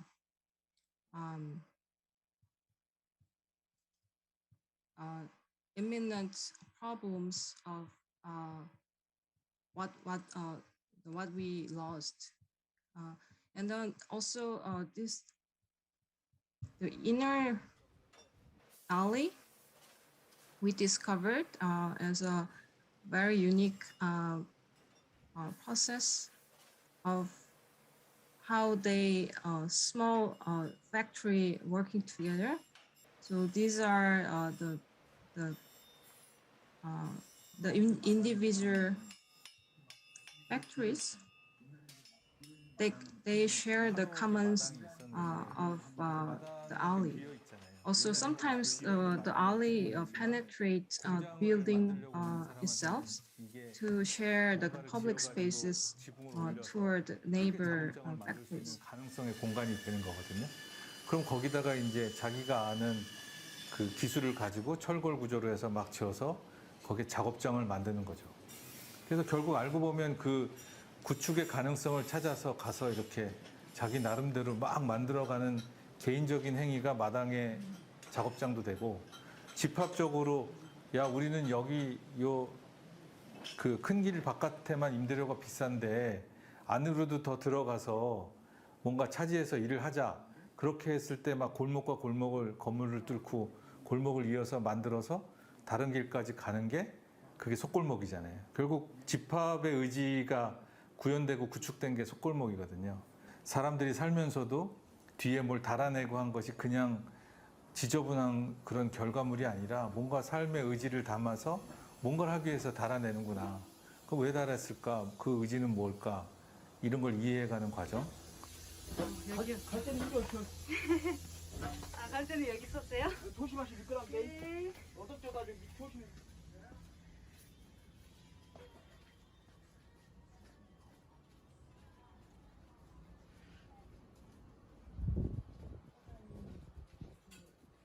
현재 어느 국가 단위 정보 체계에서 나와 있지 않은 소위 뭐 속골목이라고 저희 그 연구팀에서 부르는 그런 공간은 분명히 실제하는데 정보 체계에서 빠져 있거든요. 굳이 이제 우리가 행정용어로 말하면 사도일 수도 있으나 건물을 관통하는 그런 복도들이 결국 그 도시의 이제 가로망 안에서 작동한다는 거 이런 부분들을 우리가 드러낼 수 있다는 게 굉장히 중요하고. Also, interestingly, new technology always made the very quick legacy. That means digital twin Seon, which was developed 2 years ago, was remained as it was, but then it connected to this project together. So the discovery of a whole area, spatial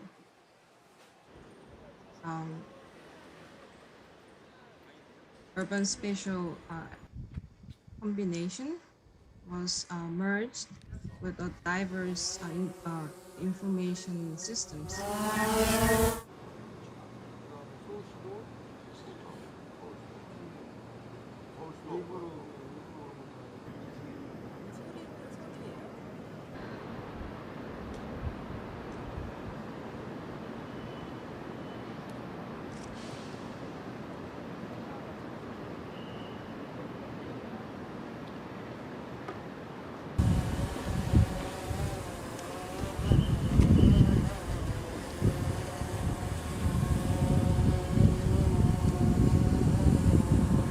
이거는 속골목이잖아, 진짜. 네, 속골목은. 그 골목만 정보고 얘는 골목에 붙은 건물들은요? So I share the interim result of the project. However, but I would like to introduce this documentation process as action of cultivating an urban environment. Just questioned, how can the urban record archive build the city, or who can archive and own the urban records? And what can we learn from the past and the present? And how can we connect it to the future is the main question. So this project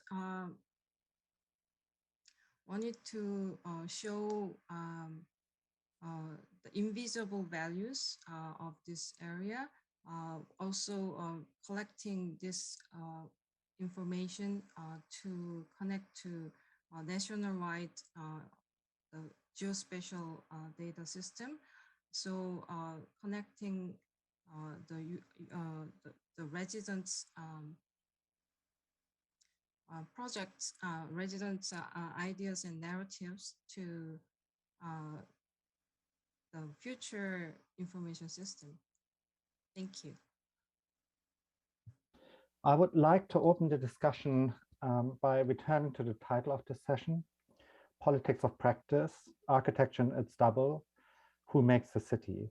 And I thought there was a very strong shared theme around how we practice architecture, socially and environmentally responsible for the public common good, and how the Korean experience, as Hyung-min put it, defines architecture as less canonical and concerned with representation than with organization and performance, which I believe gives it an agility to become politically and engage more immediately with some of the pressing social, environmental, and developmental challenges cities like Seoul face today, and I think that's been discussed. In that sense, I would say that the Western-centric heroic assertion of architects and planners as makers of the city is no longer credible and likely never has been, as they are more among many social and spatial actors. But how they might, how might they resist market and FAR-driven development or the enclosure of commons? And what are the responsibilities in realizing just cities? What communities are they to serve? What solidarity to declare, I think, are some of the questions that are raised. So the opening related questions I like to ask the speakers are, could you expand on what urgent changes you see necessary in existing practices and knowledge production in architecture and by architects to become politically more relevant and engage with the public and public concerns, perhaps as what we might call spatial activists? How might this be committed to real world change and tangible change that benefits local but also global communities? And what are the most important changes needed? And third, as all speakers are also educators, what role can pedagogy play in addressing the wider but also disciplinary challenges we can see? And to what extent is political practice also pedagogical?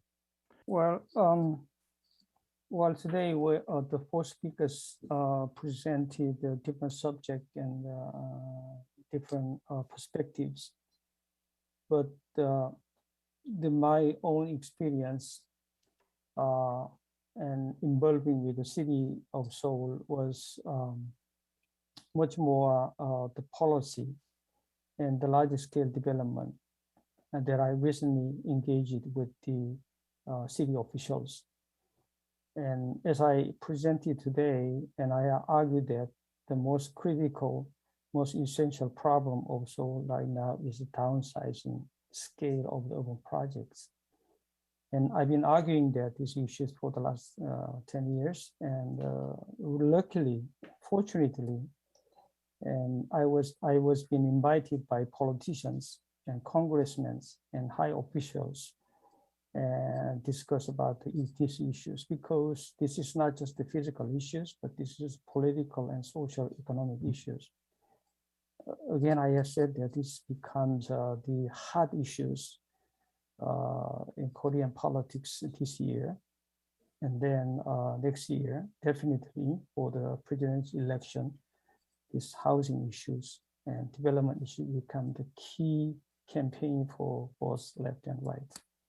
So as an academic and a researcher, my role is to raise the question and to talk about what is really the problem. Going back to the FAR again, this is just numbers for the professionals. Only few people knows what is FAR, but in Korea, most people either heard about it, knows about it, because that's related to their everyday life. So I don't know. I mean, in that sense, my role and is to talk about it and to raise the issues, and then to open to the public, not only the public, but also to the policymakers and politicians, and also to the architects. That's the answer. Yeah. But surprisingly, many architects are, as I said, we are trained to design the individual building on the plot-based architecture. So in a sense, we are detached from this large-scale development, and we are scared about to know about the regulation and these things. So I think there's certain barriers between the urban design and architecture, and probably this is one of the unique features in architecture and the city planning in Korea, because we are trained like that. So I think this is time that we, in a certain sense, we have to cross this boundary to talk to the other people, artists, politicians and urban design and urban planners. I will actually continue on that comment by Professor Kim. I have been in the Architectural Advisory Committee in Seoul Metropolitan Government, and it's been a few years since I was part of this committee, ever since that I was involved in 2017 Seoul Biennale. And we actually do work with closely in recent years with the government system. Now they have the chief architect who oversees the projects throughout the city of Seoul. But the difficulty is that the structure of Seoul metropolitan government is so rigid that every department is quite segmented into very small departments that do exclusive their job. So that working with the bureaucracy, which is quite opposite from the way the architects as a creative being trying to be flexible about the perceptions and perspective and approaches to the city, there is a difficulty still, but it's slowly in the process of working. And sort of the discussion that I presented today also reflects relating to your third question about an educator instructing students about, because I teach design studio for 4th years, and the notion of architecture, the concept of architecture, what they should deal with is actually becoming more obsolete and peculiar because students are aware of these changes taking in front of their eyes. So this, the generation changes and the way that the cities are changing is also affecting the way that architects feel about the status of today. Yes, bureaucracy. Yeah, I mean, as you know, that the mayor has been changed for the last 6 months, and then everything was upside down right now. So all the public housing programs and proposal was either canceled or either on the suspended right now. So we've been seeing that this architecture and urban planning is highly political, and yes. Yeah, we deal with these issues, yes. And just responding to the education issues, I think it is very difficult to make the balance between this architects per se architecture and the reality in outside architecture. It's very difficult to make the balance. And in addition, the architecture education in Korea has been shifted from 4-year to 5-year program. We have very strict guidelines and the students' performance criteria. So we have very little room to maneuver different experience. Yes, but still, I think probably 4th and 5th year, I think a student has to learn at least what's going on outside, I think. Not at the 1st year, 2nd year, but gradually they have to understand the reality. So so when they go outside the school, at least they understand the problem and they can try to make a linkage between what they learned and what's going on outside. So, Young-min. No, I think everybody has already spoken about the issues, but that goes to the issue of how I think probably more so than in the West that in such a short period, the primary task for the architect was to build in very quickly. And so the bureaucratic system, society in general, sees that a lot of the problems are solved through building a lot.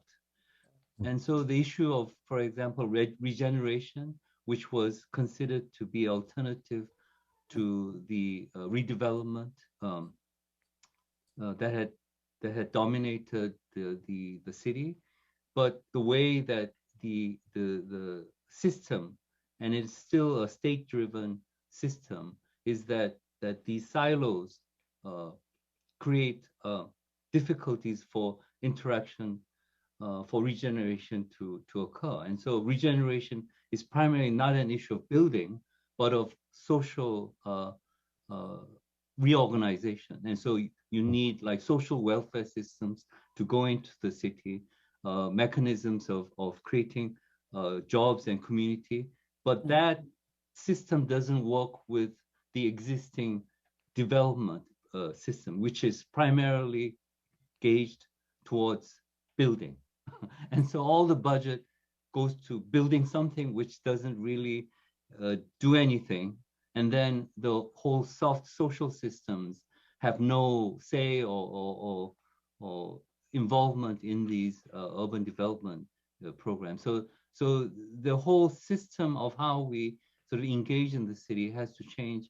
And of course, education itself. And Professor Hwang's Seon project is a kind of very interesting initiative as an educational project also, because it brings our department into the city and creates sort of experimental projects for students and faculty.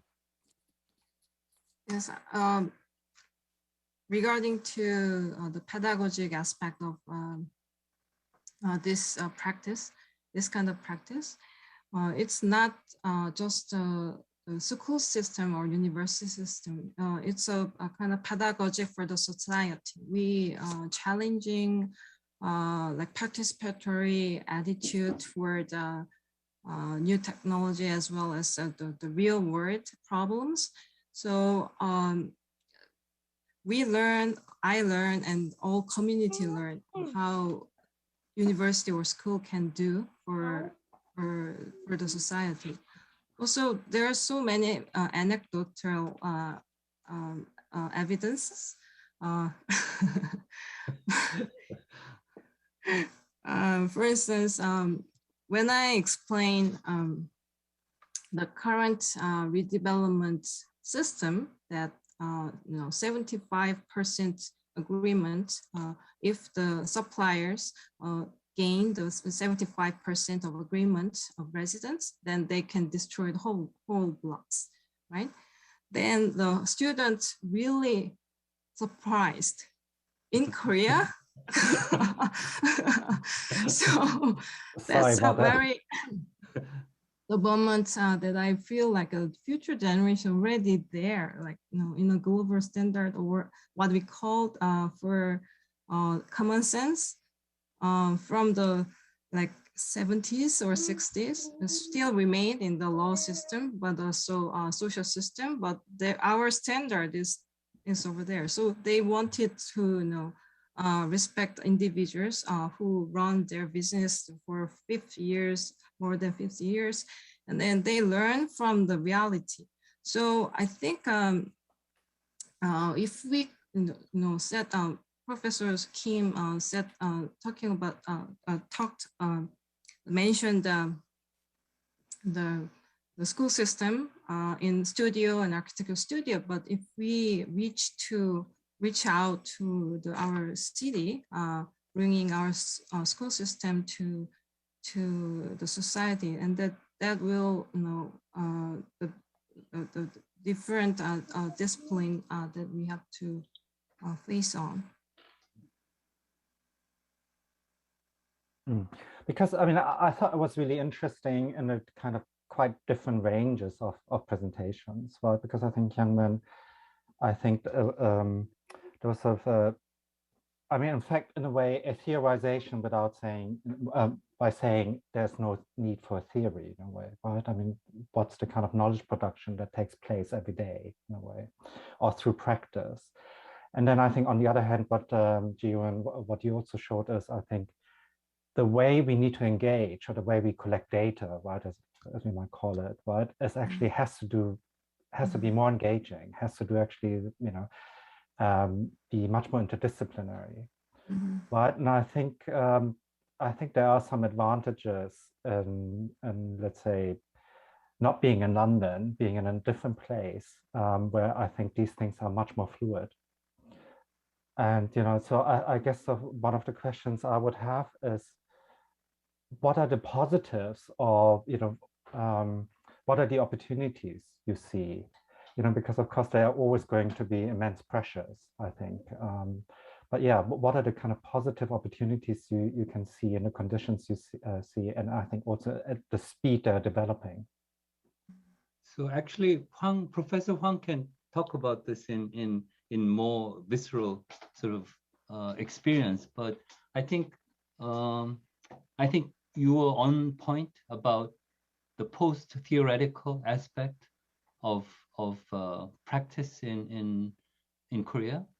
I think knowledge is always fluid, and so I think particularly with, I'm not sure whether Professor Huang will agree, but the kind of digital process is, I think, post-theoretical. I think you really cannot theorize the way that the world is becoming a kind of information system. And so the idea of post-truth, I think, works with that. But in terms of practice, I think particularly, I don't know whether it's an advantage, but the particular condition in Korea is that everything is different time periods are condensed. And so in the case of Seoul, a lot of regions in the city areas of Seoul is that you have simultaneously different sort of historical opportunities. And so handcraft manufacturing, 1970s, 80s period still coexist with high-tech digital systems. And so the confluence of these different possibilities and potential, I think, does create a kind of different set of possibilities. And so, I think though it was difficult because of technical difficulties, the first presentation of the calligraphy of the fonts that were developed is, I think, a kind of creative possibility that you can perhaps find in that area, because you have all these sort of different layers compounded in a contemporary situation. So if you call that an advantage, maybe it is, but I guess it's part of everyday reality in Seoul. Yeah, also, I think it's all about the connections that I read some questions on our chatting board as well. And then the archival is not just stacking sources. It's about how you make a new protocol that connect other resources. Also making stories for your own stories out of all the different resources. So to do that, we need to kind of continuously talking about that standard that we can schemas and standard understanding, the common understanding of the words and things and the locations and everything. So to do that, I showed a part of my presentation indeed because of the technological problem too, but it's very like labor intensive. Look like very labor intensive work, but the behind scene is it's kind of a repetitive process. So you set up a kind of standard, and then you can repeat it with labors first phase. But once you have some certain level of like data, then you can connect all the historical resources and locational resources, also all the theoretical resources. So also we made several interesting narratives out of those kind of archive these days, right now, but it's on working in progress. I hope I can present properly soon to to more audiences. Okay, thank you. I think we have to move on to the Q&A. Some of the questions have been asked. But maybe if you have time at the end, we can return to some of the other questions, because I think it's a really important question about how I think architecture and planning, I think in some ways there's a huge need to move beyond theory and actually become much more practical. And, I think especially also some of the presentation touched on the questions around, for example, climate change. And there's, I think, very little space to theorize and much more space for real actions. And I think it'd be fascinating to see, how that plays out in countries that, of course, where most of urban development is actually occurring, because of course that's not in the West. But anyway, let's maybe start with the first question. The first question was by Bridget Martin from Harvard University. There's two Hyungmin and Helen. I'm interested in your reflection on Dongdaemun Design Plaza as a site from which to think about the city and the commons in particular, given that Dongdaemun Design Plaza construction itself was made possible through the master's possession of marketers in the Cheonggyecheon area. I guess that's Sam, through actually, Hyungmin and Helen. I thought that question could be related to another question by Lee Sol Lee, which actually asked Professor Hwang about the ultimate sort of goal of the archiving project. Right. And then she mentioned a very interesting project that was a very early in sort of intervention into the Cheonggyecheon area, and it was about Flying City. And so for me, when I saw these two questions, I thought that DDP, Zaha did, sort of a mega structure project, sort of like the Bilbao effect for Seoul, and this sort of unrealized Flying City project by independent artists, but that is now almost forgotten. Those two, I think, sort of creates a very stark sort of comparison, because DDP was a public project. It was an ambitious project by the present mayor when he was mayor like 8 years ago. And it originally, it doesn't look like a public project, but it was conceived as a kind of public intervention into that area, which is a fashion sort of urban garment district. And so it was considered to be a kind of incubator to prop up the urban manufacturing and retailing sector that defines that Dongdaemun area. But it sort of lost its sort of public purpose as it was being built, and it was sort of left alone to its own devices to create its own budget. And of course, the Zaha building is a very hermetic, large blob in the middle of a very, very active, dense urban area. And surprisingly, what Flying City did, and I actually met Flying City early on during the Seoul Biennale, because I wanted to sort of bring back this early idea about urban manufacturing. But surprisingly, Flying City was a kind of mega urban project, mega structure project. And it had this sort of like ambition of it almost had the same ambition as DDP. Of course, the formal architectural style was very different. But I was sort of struck by the kind of older mentality of Flying City, and realized how much had changed with the artists and designers and architects who are now sort of engaging in Seoul to sort of make it, to evolve it without totally being destroyed.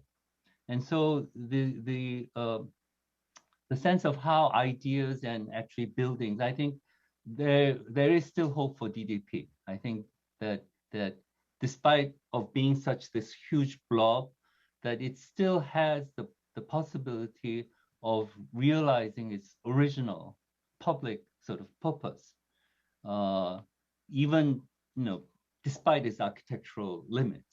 And so that if it can engage with the city, with the industry of the region, that it still has this potential to work as a kind of energizing incubator. And so I think ideas, even artistic ideas, buildings, governmentality, they all sort of evolve. And hopefully we don't destroy ourselves, destroy the whole potential of urban potential before we actually reach a kind of situation where sort of diversity can actually exist in the inner city. So that's my response to the question about flying city, which I think does relate to what DDP can still become. I'd like to add some of the answers to Hyungmin's response. Obviously, when DDP was in the process of development, I know there are lots of controversies forcing out the merchants and the old users, the local setups of economy. Actually, because when DDP was in the progress of development, I was still a newbie living in Korea. The first time that that I had an encounter with Dongdaemun area was nearby shopping mall. I was at the top level inside the shopping mall space, looking down to the Dongdaemun baseball field. And it was quite striking because inside the field, instead of baseball happening, that you see hundreds and hundreds of the street vendors and temporary the selling carts, selling clothing to everything. And it was something that I never seen anywhere in the world. And I was kind of sad that, those old baseball area being disappeared and the DDP was in place. Having said that, actually where I live right now is actually one subway station away from DDP. It's almost a walking distance from the DDP area. And here in this neighborhood, still this area is filled with the merchants who actually have a business with Dongdaemun. So what I wanted to just say across this theme is that, yes, architecture may have the controversy, but then the way the city responds and resilient to this kind of architectural, this invention is much larger and much more complex. And it has other ways of sort of dealing with these kind of issues. So I have a mixed feeling about the presence of DDP. By the way, the DDP is a horrible building to have an exhibition. The sophistication of all the smoothness, but then when you take out the ceiling, it's a mess. There's no proper the drawings that shows the structure. The construction, it sort of illustrates how outside of DDP as a surface, it looks very sophisticated, but then the way that it's constructed, that we didn't have sophisticated technology as that sort of response to DDP. So it was more of this series of handcrafts and the labors that got into putting up the DDP into a completion. The contribution by the small, the local, the businesses that contributed to completing the facade, and those things sort of illustrates the sort of the misfit of the speed of how the city moves and how the architecture posits and how people who responds to these kind of changes in the cities sort of responses to these kind of the changes and controversies.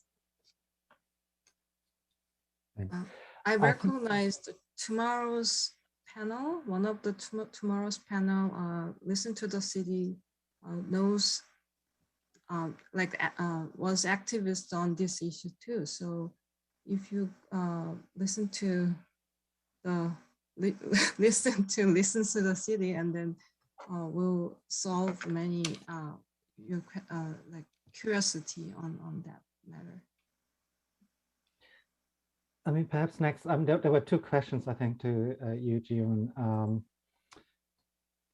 One was, I'm very interested in Professor Wang's discussion of archives process of writing new narratives of urban history, especially with regards to how to document elements, urban fabric, that have been deemed unworthy of preservation in the government-led information system. And I believe this kind of new community-based archiving initiatives can be construed as an attempt to re-witness the past or the present in urban space. I'm wondering what would be the ultimate goal of this archival project. Would this collection of spatial information be open to the public eventually as an archive? In what ways do you think this archival project could contribute to reimagining urban futures and so on? And I think that's a directly related question to it. Has there been any impact on your project of the mayor political change from the administration, from the current to the last one? So, yes. This is very important question that actually we are questioning, whole team questioning because of the change of the political attitude. The whole project became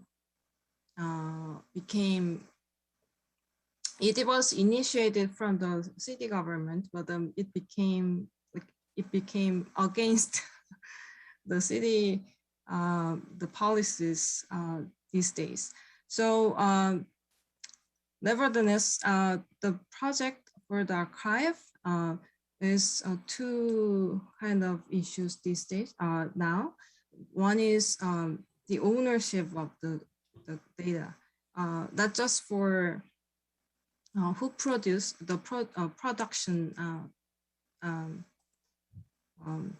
side, but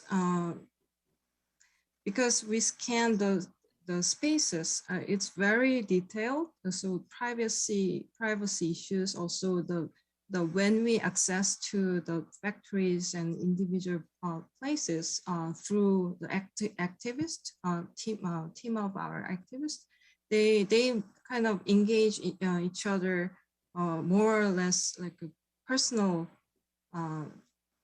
level. But if we use that data to public, that will be a little bit confused to set up a kind of new new rule for or standard for agreements.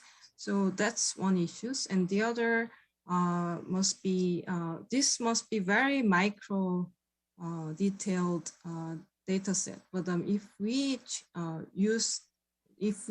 remained this like realistic VR word in this word, and then they will outdated soon. But if we load on the kind of national level of geosystem, then that will connect to other systems. So that's another issue now.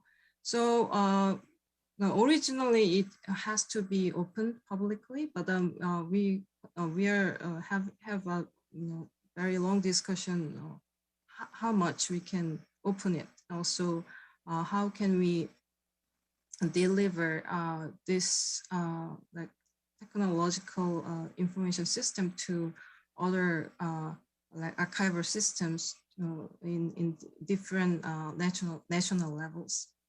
So no, obviously Mayor Park and Mayor O has very different perspective on this area, especially the Seoul area. So it became, we start with the archive and record and survey this area for the next plan. But now it became more like more museum piece for the funeral of this area. So that's kind of honest answer. Just quick comments on the question about the archiving, especially regarding Seung Sangha. In the city of Seoul, prepared the urban district unit plan as explained the presented today, urban management plan. But usually they are based on the two-dimensional data, just number crunching data. So what Huang is doing, collecting of data, will be the new format for their district unit plan. I'm sure I talked to you before about this is the, I think it's another model for the urban designing. So I want to that, yeah, this is really valuable resources for the urban design in Seoul, yes. But also urban information department develop like this kind of three-dimensional and spatial temporal dimension urban models without any purpose. Just they made a platform. But like architecture and urbanism on demand never use that kind of new platform or archive, or don't use their own development technique over the new form of information. So that's the big gap and the missing link. So I hope, so it's very valuable. The architect also participated in our, 국가 건축 is very famous for the surveying in traditional way, but they learning the digital technology as well. Also, they translate architectural form to the information system, as well as information to translate the kind of architectural language that make the traditional plan section and all the drawings that architect can read in two-dimensional out of three-dimensional scan data. So that process feels very laborious right now, but I hope we can change. We can find some the link points that the two community can talk to each other. Okay, I'm afraid I think we are running out of time now, and I know there are a couple of questions left for Hyungmin. I think it probably means as you need to come back and present in more detail what you've outlined. I'm not sure where, but maybe they can invite you back to Michigan. Otherwise, I have to say it was hugely interesting. I'm sorry we didn't have more time. I think that I think the conversation is just about to get interesting. I really like to thank you as speakers for your time. I'd also, of course, like to thank Semi Oh and Francisco Sanin, their team, and the NUM Center for Korean Studies for organizing this fantastic event. And then, of course, finally, the audience. And I hope everyone is enjoying the rest of the conference. Thank you very much. Thank you. Thank you. Thank you. Thank you, Sam. Bye. See you all soon.